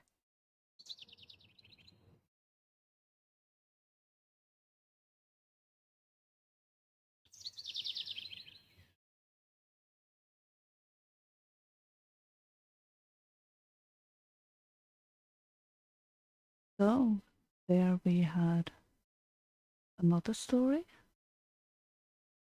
And interestingly, another story that contains both bear and fox. They seem to stand against each other quite a few times. They do, yes. Bear and fox and wolf, quite common fairy tale animals, and bear and fox always turning up together. Mm-hmm. But yes, that was the willow wren and the bear. Now, this, like election of the Bird King, which was Arne Thompson Uther type 221, the war between birds and quadrupeds is Arne Thompson Uther type 222. And there is actually a third Arne Thompson Uther type, which we discussed, which is which bird is father, and that's 223. C, I think. Or have I written 232 in my notes? I'll double check. But yes, there's 3. I can't read my own writing sometimes, honestly. And that's so annoying. I know. It is. I wrote something down specifically in order to remember it. And then I'm not able to pass what I said. Yeah, But yeah. the curse of note writing. Indeed. But yeah, in Ireland, they have a lot of these stories.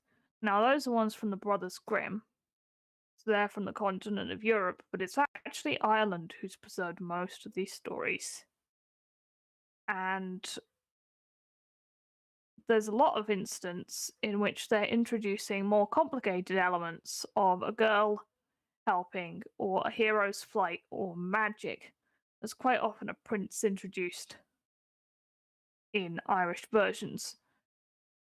So there's like 15 Irish versions to 2 English versions of this tale. And the sort of have this set narrative about the wren always being elected the king of the birds, but there's different sort of outcomes mostly in the fight between the birds and the quadrupeds. Because sometimes the birds do win, because of the bee stinging the quadruped's second in command, the fox.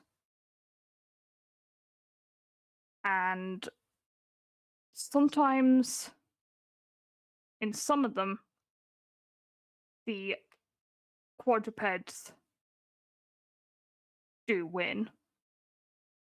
But the eagle still survives. And then he's helped out by a prince and carries this prince to the celestial otherworld. And the prince meets some sort of bride there. So it always seems to be in these tales that the sky forces ultimately do win, which is quite interesting. And there's quite often an element of, I think, the wren representing man, because quite often when the man is introduced, the man rides the eagle like the wren did. And, there's similarities in the wren's nest building. It kind of looks like a house and stuff. So people are theorizing that the wren in this story really represents humans overcoming nature, which is quite an interesting way to look at it. Mm-hmm. And there's a whole article on this about this wren tradition, which is on JSTOR, which I was able to get through a friend. It's behind the paywall, but I might summarize some of this stuff because it's quite in depth. But it goes into detail describing the rituals that still survive in Ireland around wrens on St. Stephen's Day. Now, these days, people use fake wrens, but what always used to happen on St. Stephen's Day, on the 27th of December, was that Irish people would hunt wrens on Christmas Day. They would kill them. And then on the 27th of December, there would be the parade where the dead wrens would be attached to these bushes, usually spheres made of holly, decorated with the red ribbon and the white ribbon, and everybody around them would be dressed up in old clothes. There'd be one guy dressed up as a woman, usually. There might be like a German carnival style fool And they'd go around and they'd carry this dead wren on the bush around to everyone in the village, and they would sing songs in return for food and money. And there was actually a certain song that they sang about the wren. The wren, the king of all birds, on St. Stephen's Day he was caught in the furze. Although he is little, his family is great. Stand up, old lady, and give us a trait. We're hunting this wren all day, through muddy water and yellow clay.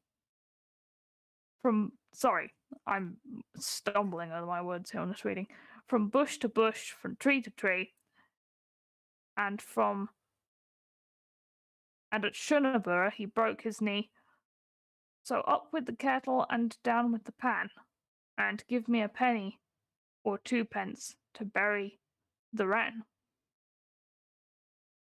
So they would say that in English, because the original Irish rhyme or something seems to have been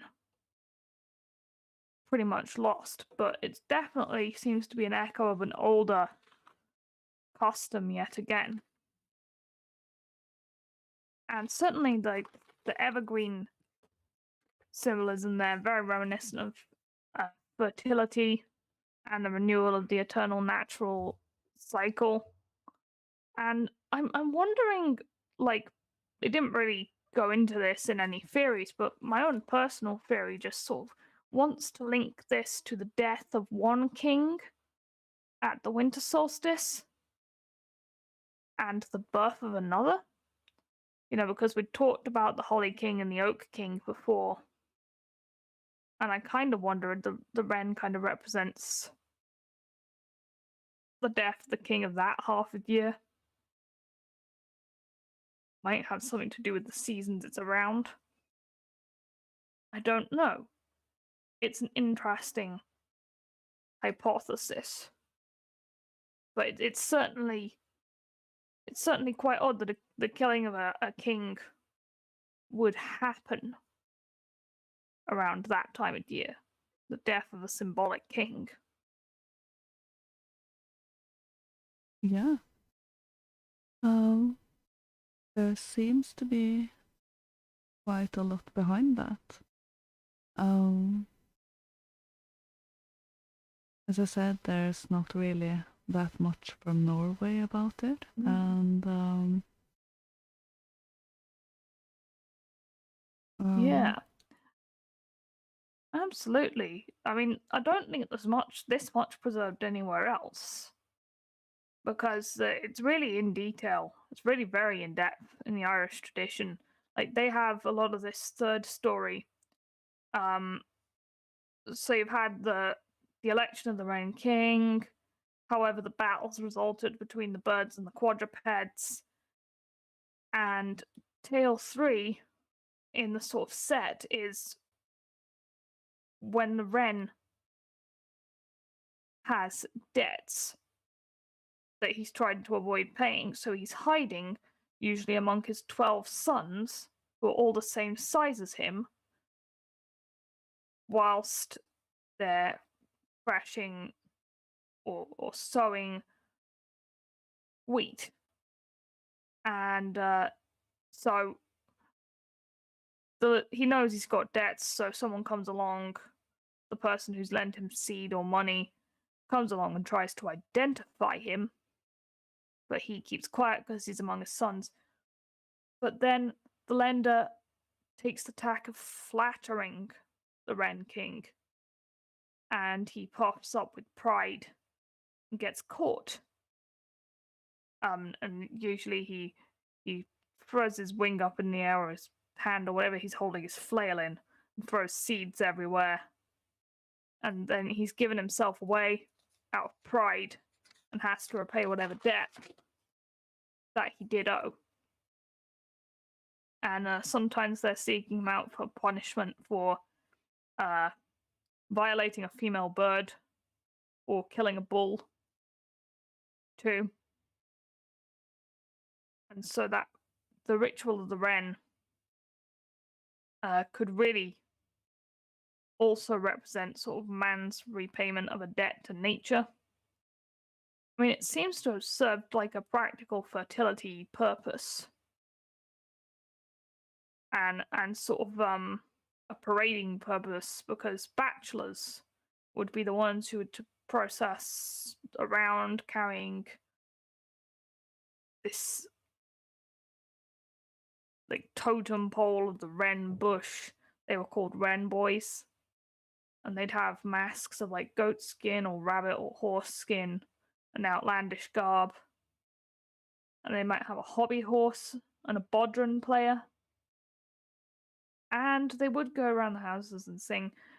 But all of the stuff that they collected was put into the fund for a ball for those same bachelors to meet unmarried women. So it had a sort of function, this ritual, in the practical life of the society, as in you might meet a wife at the wren dance.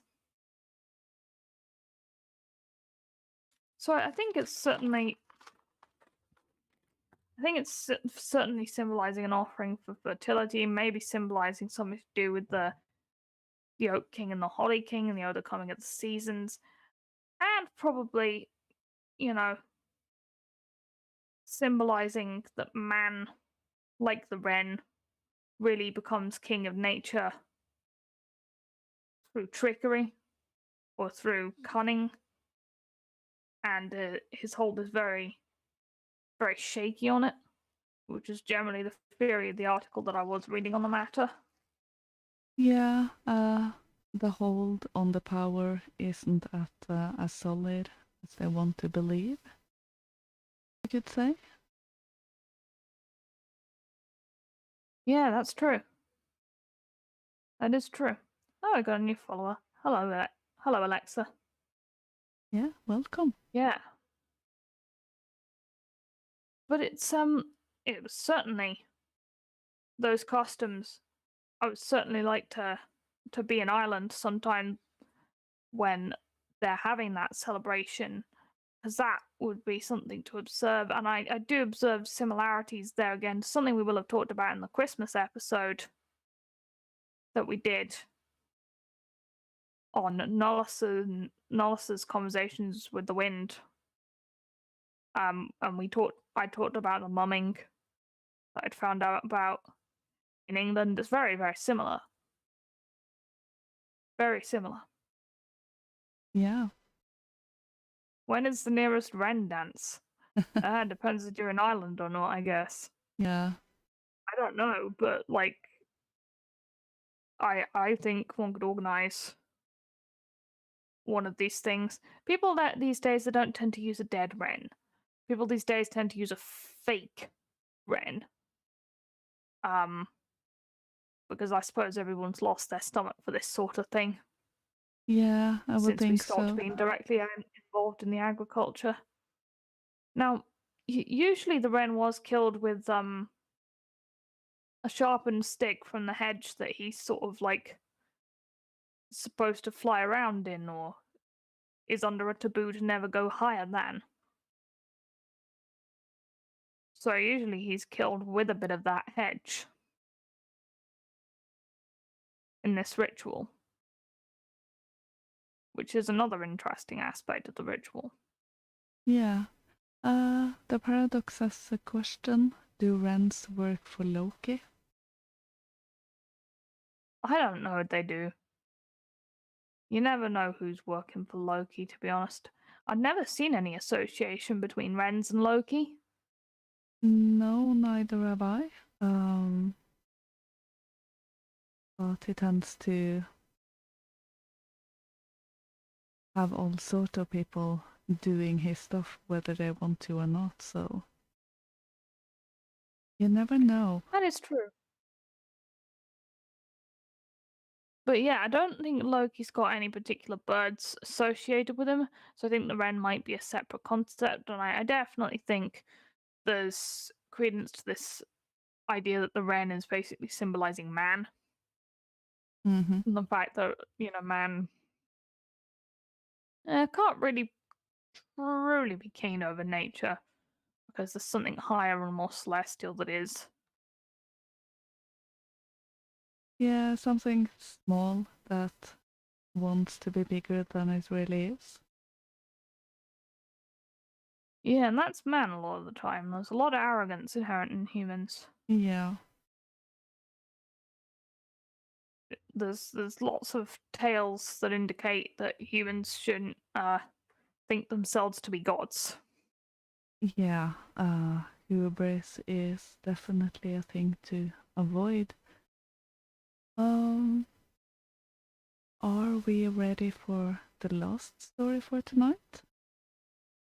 Yeah, I think so. Yeah. I think we're ready for the last story tonight. Yeah, we have one more, and don't worry, it's not a long one. It is a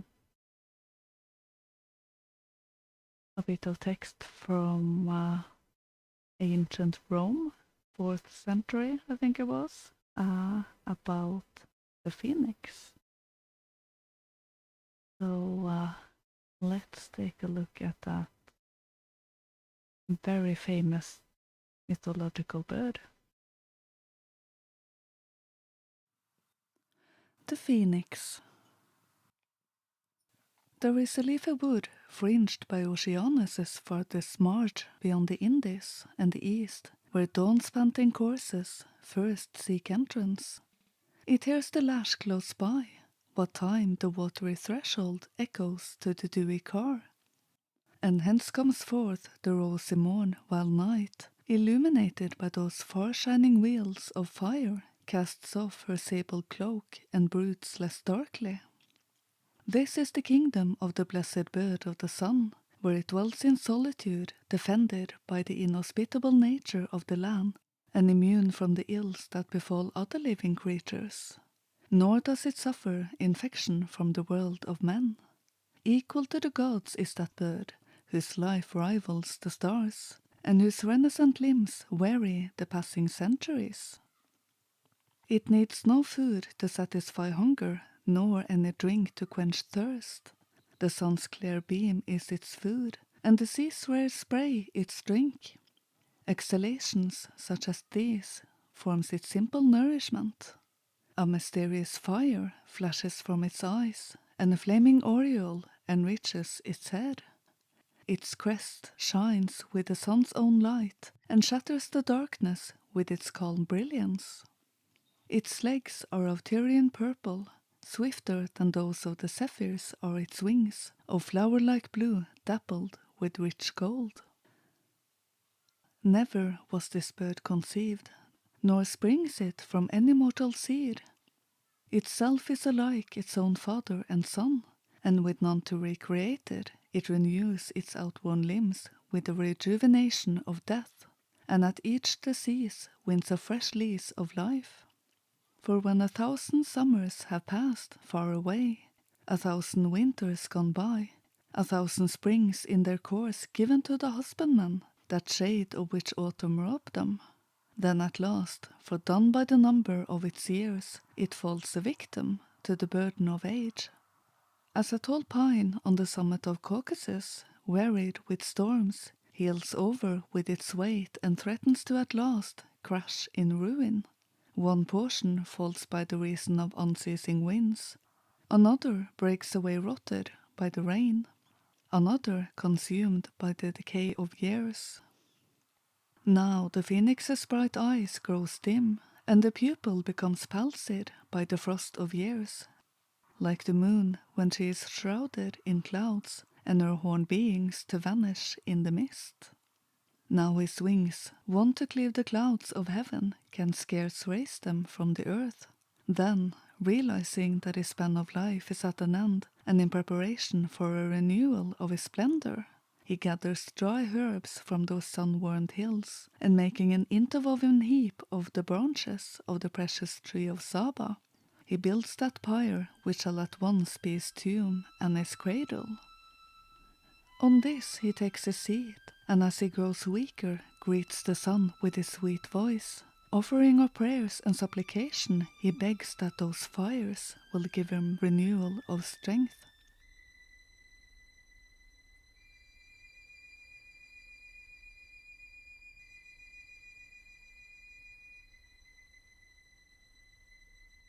Phoebus, on seeing him afar, checks his reins and staying his course, consoles his loving child with these words. Thou art about to leave thy years behind upon yon pyre, who, by this pretence of death, art destined to rediscover life.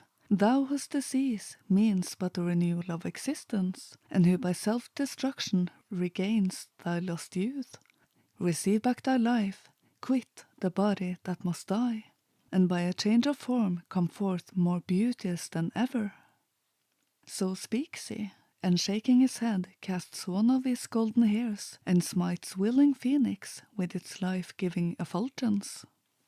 Now, to ensure his rebirth, he suffers himself to be burned, and in his eagerness to be born again meets death with joy. Stricken with the heavenly flame, the fragrant pile catches fire and burns the aged body. The moon in amaze checks her milk-white heifers, and heaven holds his revolving spheres, while the pyre conceives the new life. Nature takes care that the deathless bird perish not, and calls upon the sun, mindful of his promise, to restore its immortal glory to the world. Straightway the life-spirit surges through his scattered limbs, the renovated blood floods his veins. The ashes show signs of life, they begin to move, though there is none to move them, and feathers clothe the mass of cinders. He who was but now the sire comes forth from the pyre, the son and successor. Between life and life lay but that brief space wherein the pyre burned. His first delight is to consecrate his father's spirit by the banks of the Nile, and to carry to the land of Aegyptus the burnt mass from which he was born.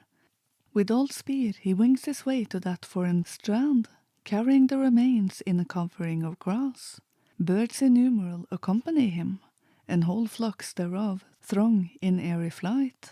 Their mighty hosts shuts out the skies wherever it passes, but from among so vast an assemblage none dares outstrip the leader. All follow respectfully in the balmy wake of their king. Neither the fierce hawk nor the eagle, Jove as his own armor-bearer, fall to fighting. In honor of their common master, a truce is observed by all. Thus the Parthian monarch leads his barbarous host by yellow Tigris' banks, all glorious with jewels and rich ornament, and decks his tiara with royal garlands. His horse's bridle is of gold, Assyrian embroidery embellishes his scarlet robes, and proud with sovereignty he lords it over his numberless slaves. There is in Aegyptus a well-known city, celebrated for its pious sacrifices and dedicated to the worship of the sun. Its temples rests on 100 columns hewn from the quarries of Thebes. Here, as the story tells, the phoenix is wont to store his father's ashes, and adoring the image of the god, his master, to entrust his precious burden to the flames. He places on the altar that from which he is sprung, and that which remains of himself. Bright shines the wondrous threshold, the fragrant shrine is filled with the holy smoke of the altar, and the odor of Indian incense, penetrating even as far as the Pelusic marshes, fills the nostrils of men, flooding them with its kindly influence, and with a scent sweeter than that of nectar perfumes, the 7 mouths of the dark Nile. Happy bird, heir to thine own self, death, which proves our undoing, restores thy strength. Thine ashes give thee life, and though thou perish not, thine old age dies. Thou hast beheld all that has been, hast witnessed the passing of the ages. Thou knowest when it was that the waves of the sea rose and overflowed the rocks, what year it was that Phaethon's error devoted to the flames. Yet did no destruction overwhelm thee, Sole survivor, thou livest to see the earth subdued. Against thee the fates gather not up their threads, powerless to do thee harm.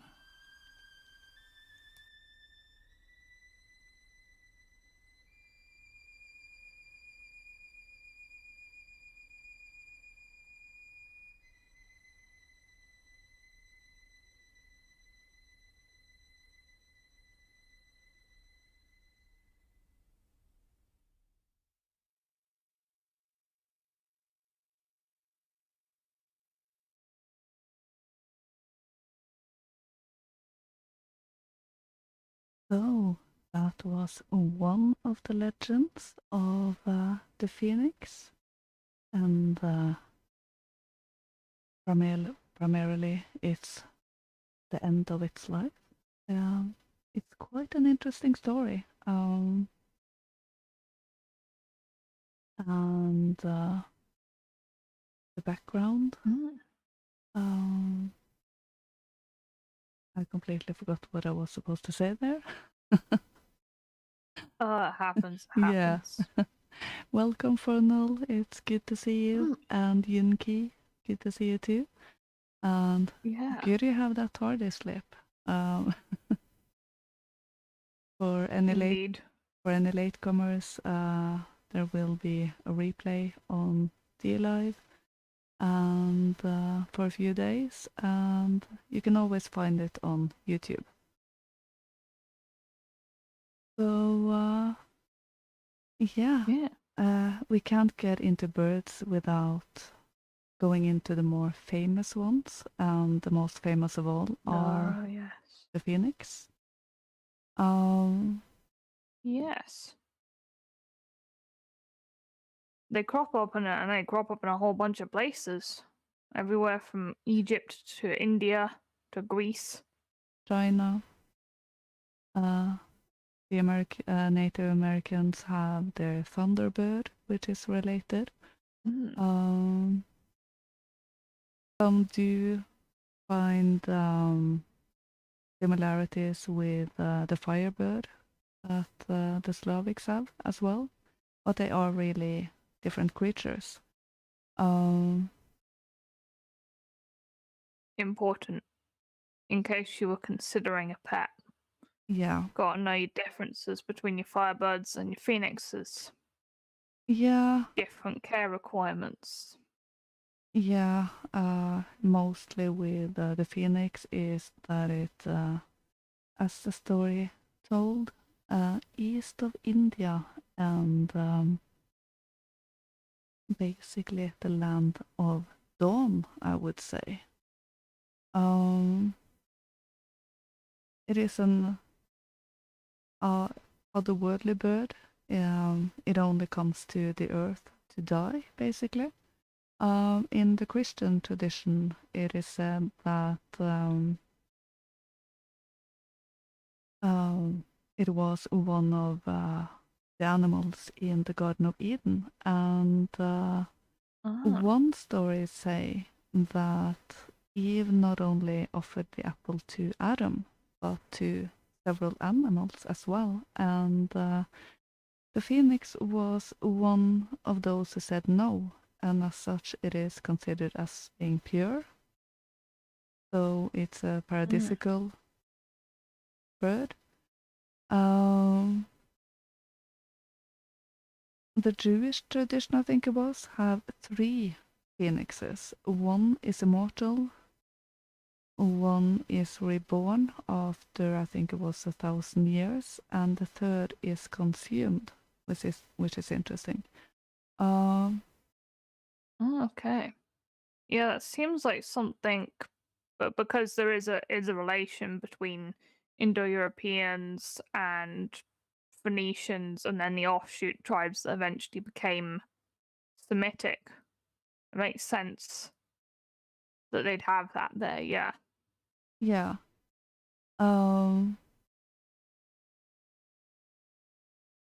Mostly the tie between the phoenix and the Phoenician is the Greek word for red. I don't remember the I've come across that, yes. Yeah, Robert Sepper have a very interesting video on that. I can share that on Telegram and Twitter. I don't have it in front of me right now. So you could argue that the Phoenicians are the red people, and the phoenix is the red bird. Yes. I mean, I'm aware that they and the Romans really saw it more maybe like a peacock or an eagle type of the figure, and that the Greek sun god Apollo was fond of it.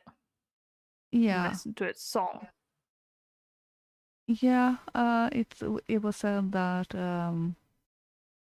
Apollo would stop his chariot over the heavens to listen to his singing. And in the story of its rebirth is when his chariot starts again, it sends a spark that lights the fire of the phoenix, and so it is consumed. I did find in India the Garuda, which was similar bird, or galon or nanbaloo in Burmese. It's like a golden legendary bird or bird-like creature, which is the mount of the Hindu god Vishnu. So they're generally big golden shiny birds associated with that sort of sustainer god, protector god. I think Vishnu is. Yeah.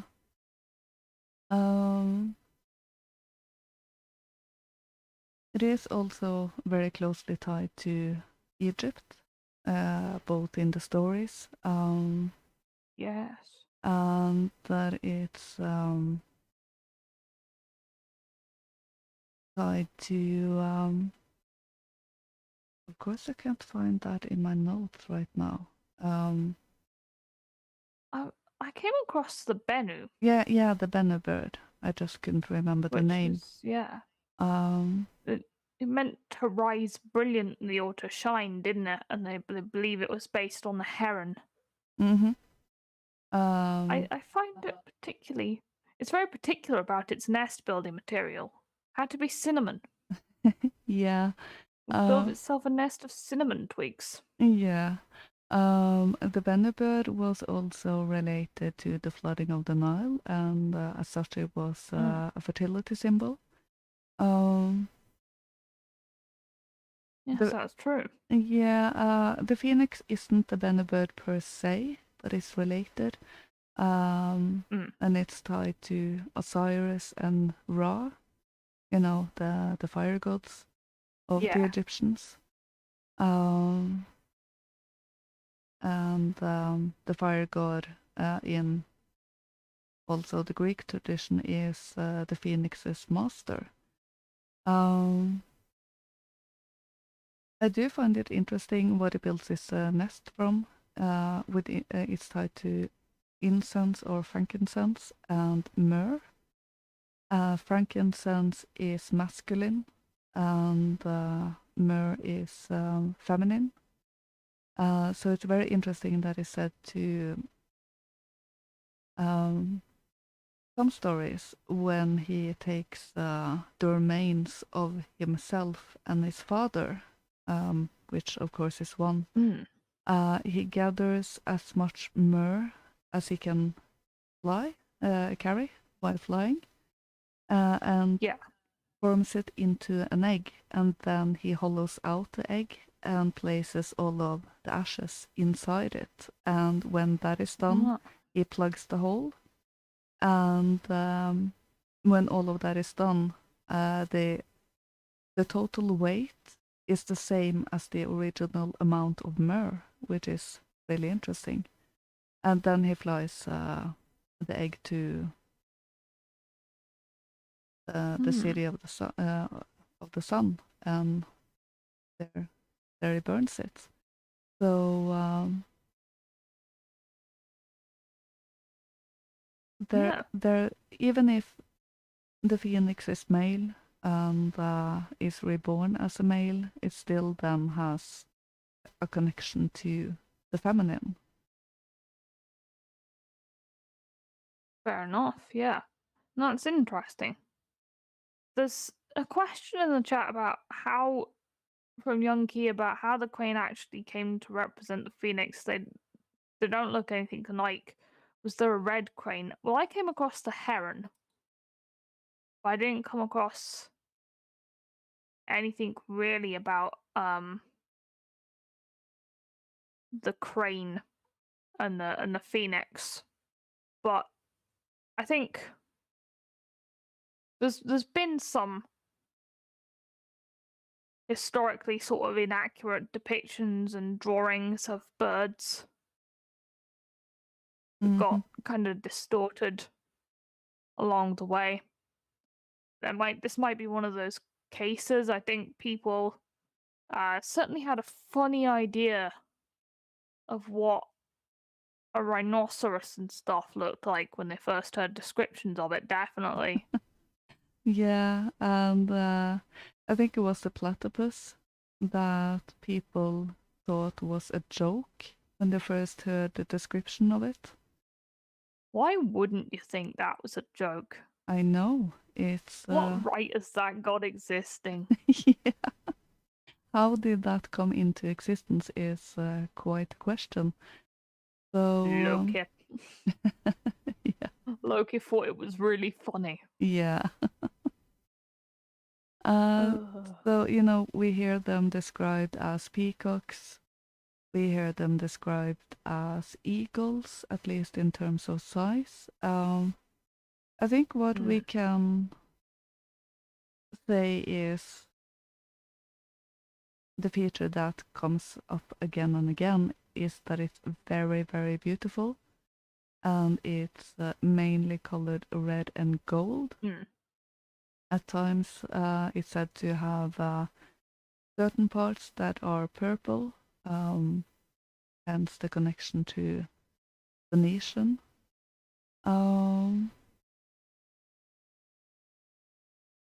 But what I do find interesting is that it lives its life in the east, the land of dawn. And when it feels its time has come to be born again, it flies to the west. In the midst, it's somewhere. Some say it's Phoenicia. But the tree of Saba, that is a palm tree, which do grow bananas. And that specific kind of tree is found in South America or East Africa, which is interesting. Yeah, the South America's interesting as well, yes. Mm-hmm. You can't blame the sly one for everything. Edie says, we can and we will. Well, I do credit God with a sense of humor, so... Yes. Yeah. No, I think the gods have, gods. We can debate a Brahman type of the situation. But, yeah, I think whoever's ultimately responsible for the creation of the universe, Midgard, whatever the heck, has a sense of humor. Yeah. So, younger people who have been brought up with Harry Potter and the like will know that the tears of a phoenix is healing, but that is a modern additive to the legend. The old legend doesn't say that. Yeah. So I'm not sure if that is That's the brother of Thor you're talking about. Yeah, well, Thor didn't really like him either.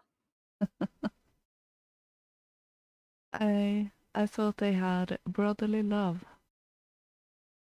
I think possibly Loki pushed it a bit far for that eventually. Like, he did shave the hair off of Thor's wife. Yeah, don't touch a woman's is- hair. No, don't. Never do. Oh, Daniel Thornbrook has gone off to drink some mead. Good Ah, activity. Do yeah. you approve? Make sure to quaff it, because that is the only acceptable way in which to drink mead. Yeah, Quaffing. quaff one for me, please. I do want peace and make my own mead, so that would be fun. It was just misunderstood. Look, he had very dodgy relations with a horse. I'm not sure I could do any understanding of that sort of behavior. Well, maybe we shouldn't get too much into Greek myths with you then. Because Zeus got up to quite a bit. Well, yes. I mean, again, gotta say it, folks. Allegorical. Definitely not things that literally happened. And as much as we might joke around, the task is really to find the deeper metaphysical meaning in these, really seemingly very weird things. Mm-hmm. Which can be very difficult because the gods and the forces of the universe have really hidden stuff in layers upon layers of meaning and readings that one could make. Yeah, quite a few of the stories are very interesting, so it can be easy to get lost in that as well. As for what the phoenix symbolizes, because it doesn't interact with humans very much, mainly the stories are about its rebirth. The span varies from 1,400 and I think 61 years to 500 years for its lifespan, so that is quite... That's variable. Very. Very variable. Yeah. I suppose it depends. Maybe it depends on how well fed they are, how well you keep them. Yeah, I guess it wouldn't hold up as well if Mr. Gates get his plans in action to have a lot of chalk in the atmosphere to block out the sun. It will starve it. No, save the phoenixes. Yeah. Phoenix lives matter. They do. Yeah. Well, it is strongly tied to the cyclical. One lifespan corresponding to an era.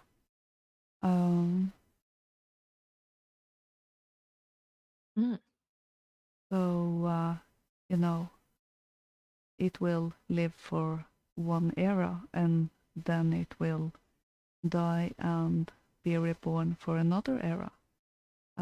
It has seen everything that has happened and nothing can touch it. As the story said, the fates won't gather up the threads.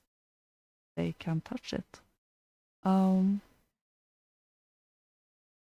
It is true. It's very symbolic of the collapse of civilizations and the rising out of the ashes and just the cyclical nature of history.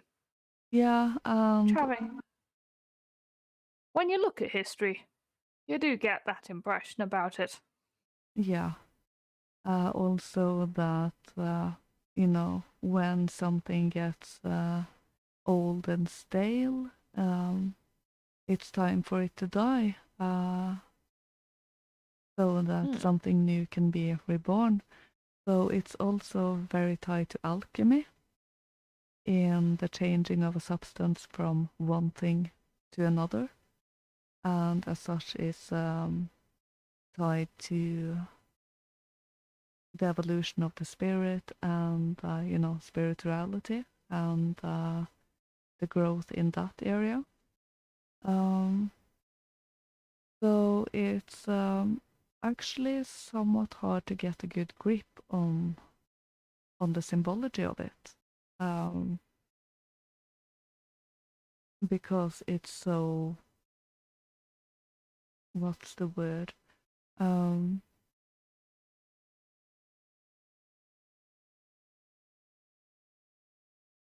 It's not really that tangible. It's moving from one state to another, and also very interesting that it's feeding on sunlight and dew of the water. I've also seen a variation where it also eats the gums from incense and myrrh and all of that. So it doesn't feed in a regular manner. It feeds on holy substances. So it really is an otherworldly bird. Yeah, those dietary requirements all do seem to have that in common. Yes, Yeah. definitely. Yeah. So it's another symbol of a bird that is, it's a sunbird, but it's not the physical sun. It's the metaphysical sun. The sun that lights up our spirit and is behind everything. So as such, it's a symbol of the transcendent and, going from the worldly to the heavenly. It's definitely an interesting feathery creature. Absolutely. And I think birds is a theme that there's a lot to say about. I know we've had phoenixes and wrens tonight, but the symbology of birds, I think, is immense. Yeah. And all the things which they can represent, I think we could talk about all night, really. Yeah, there might be a Birds 2 episode.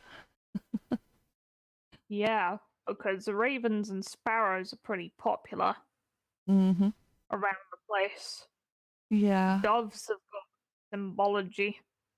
Yeah, Lots of symbology. absolutely.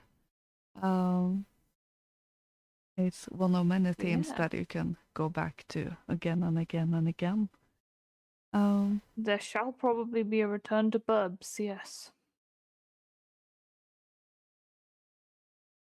So yes, that is what we had for you tonight. I hope you have enjoyed the stories and Indeed. insight behind them.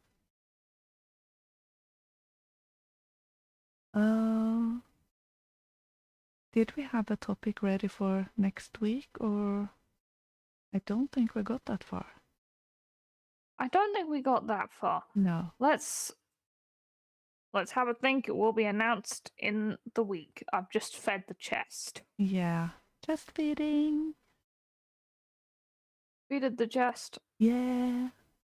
Well, thank you, by the way, Elliot Page, for lemons, and Beavis and Butthurt for the 2 ice creams. Yeah. And for Noel donated a diamond earlier and said Promethean hails Lynx and Katrina. Thank you very Promethean much. hails to you too. Yes. So yes, let's give some lemons. The chest is Go. fed, and let's collect rewards.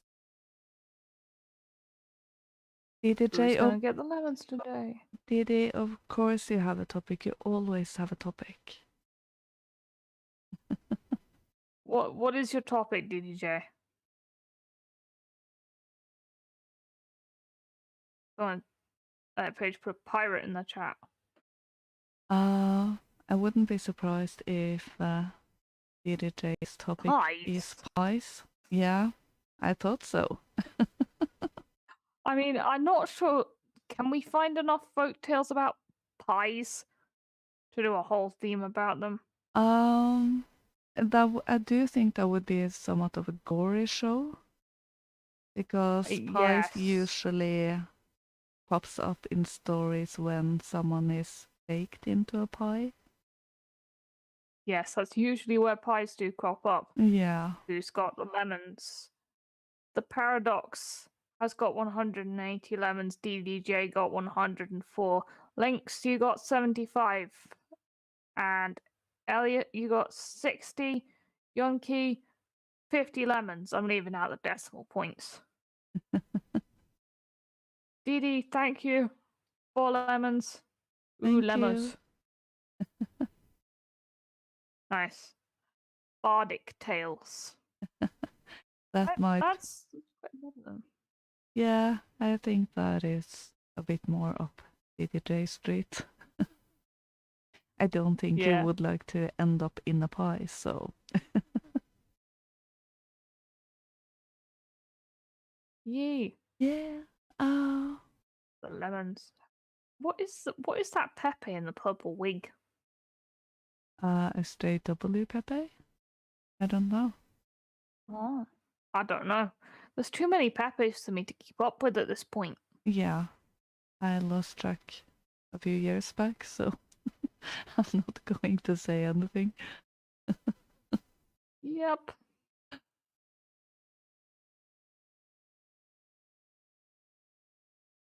Centaurs. No, we haven't done one about centaurs. Now that could definitely work into a theme, because we haven't done that. No, I am looking into some Greek stuff, so I will keep my eyes out for the centaur. For centaurs. Horses and horse-related beings could be a good theme for some time, because the horse is very, very important to so many Indo-European cultures. Yeah. Very much so. Yeah, could perhaps look into it as a symbol for femininity as well. Yes, Didi, we have drawn from the venerable bead. Yes, indeed, indeed we have. I'm not sure he's a theme on his own, because we tend to draw from him when we need a primary source. He's definitely one we keep returning to, though. Yeah. Or we could talk about the venerable bead one episode. It'd be very much more of a historical episode, though. Yeah, we will. About him. We will put him on the possible list, at least. Nice. The Paradox wanted us to outro with Hiereth. So, because it's late and I'm tired, I am going to outro us with Metamorphosis that we introed with the frogs, just because I have had that song on my mind literally since I bought it. You know, that refrain at the end that just goes in a loop in my head constantly. So Get that with songs. Yeah, well, it's a good song to have looping in your head, so you know, it's not irritating. so I don't really mind. So everyone have a wonderful rest of your Sunday, in particular those over in the States, and have a wonderful week, and we will be back at the same time and same place. It is 3 p.m. Eastern Standard, 8 p.m. British time, and 9 p.m. Central European time. Yes. Have a very good night, everyone, or afternoon. And hope the rest of your week is good. Theme to be announced in the week. And we are going to outro with Iris Metamorphosis. Yeah. So good night, everyone. Bye.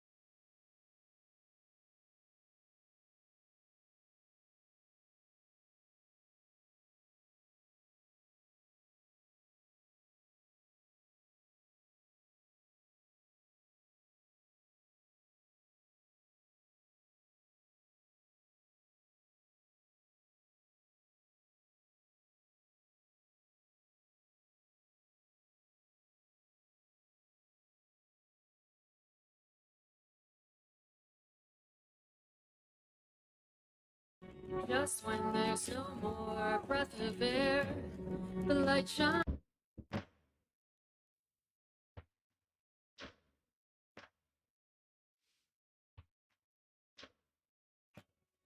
Times I think I might be paralyzed, stuck inside a limbo state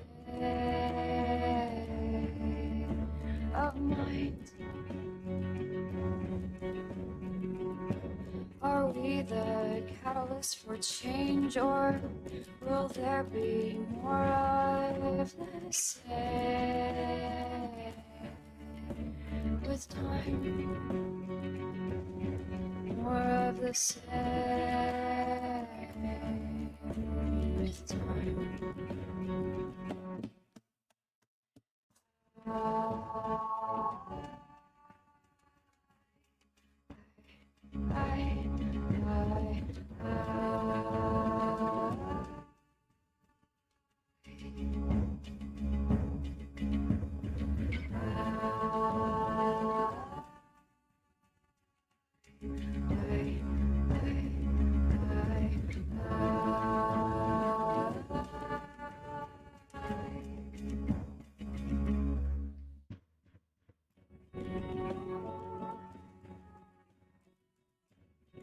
Just when there's no more breath of air, the light shines through the cracks in the shell. It turns out that this isn't hell, it's just the shell of our chrysalis.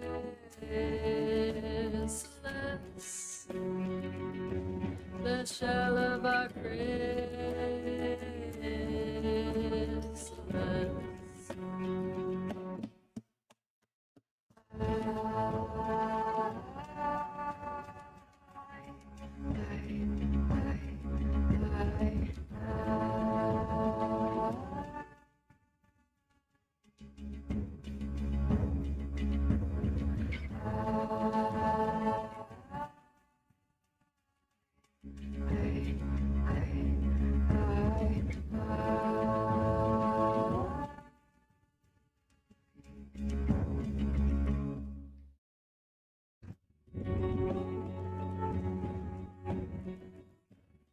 sitting alone in the dark.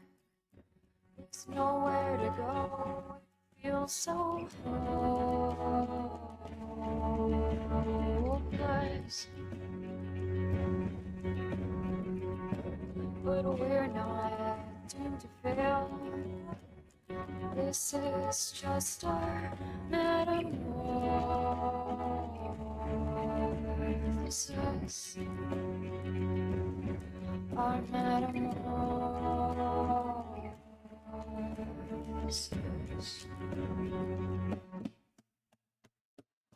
Darkness, light, day, light, day, light. Become the change inside. Dark becomes light. Day, night, become the change inside. Dark becomes light. Day into the change. Kindle the fire from inside. Dark becomes light from the day into night. Become the change, kindle the fire from inside.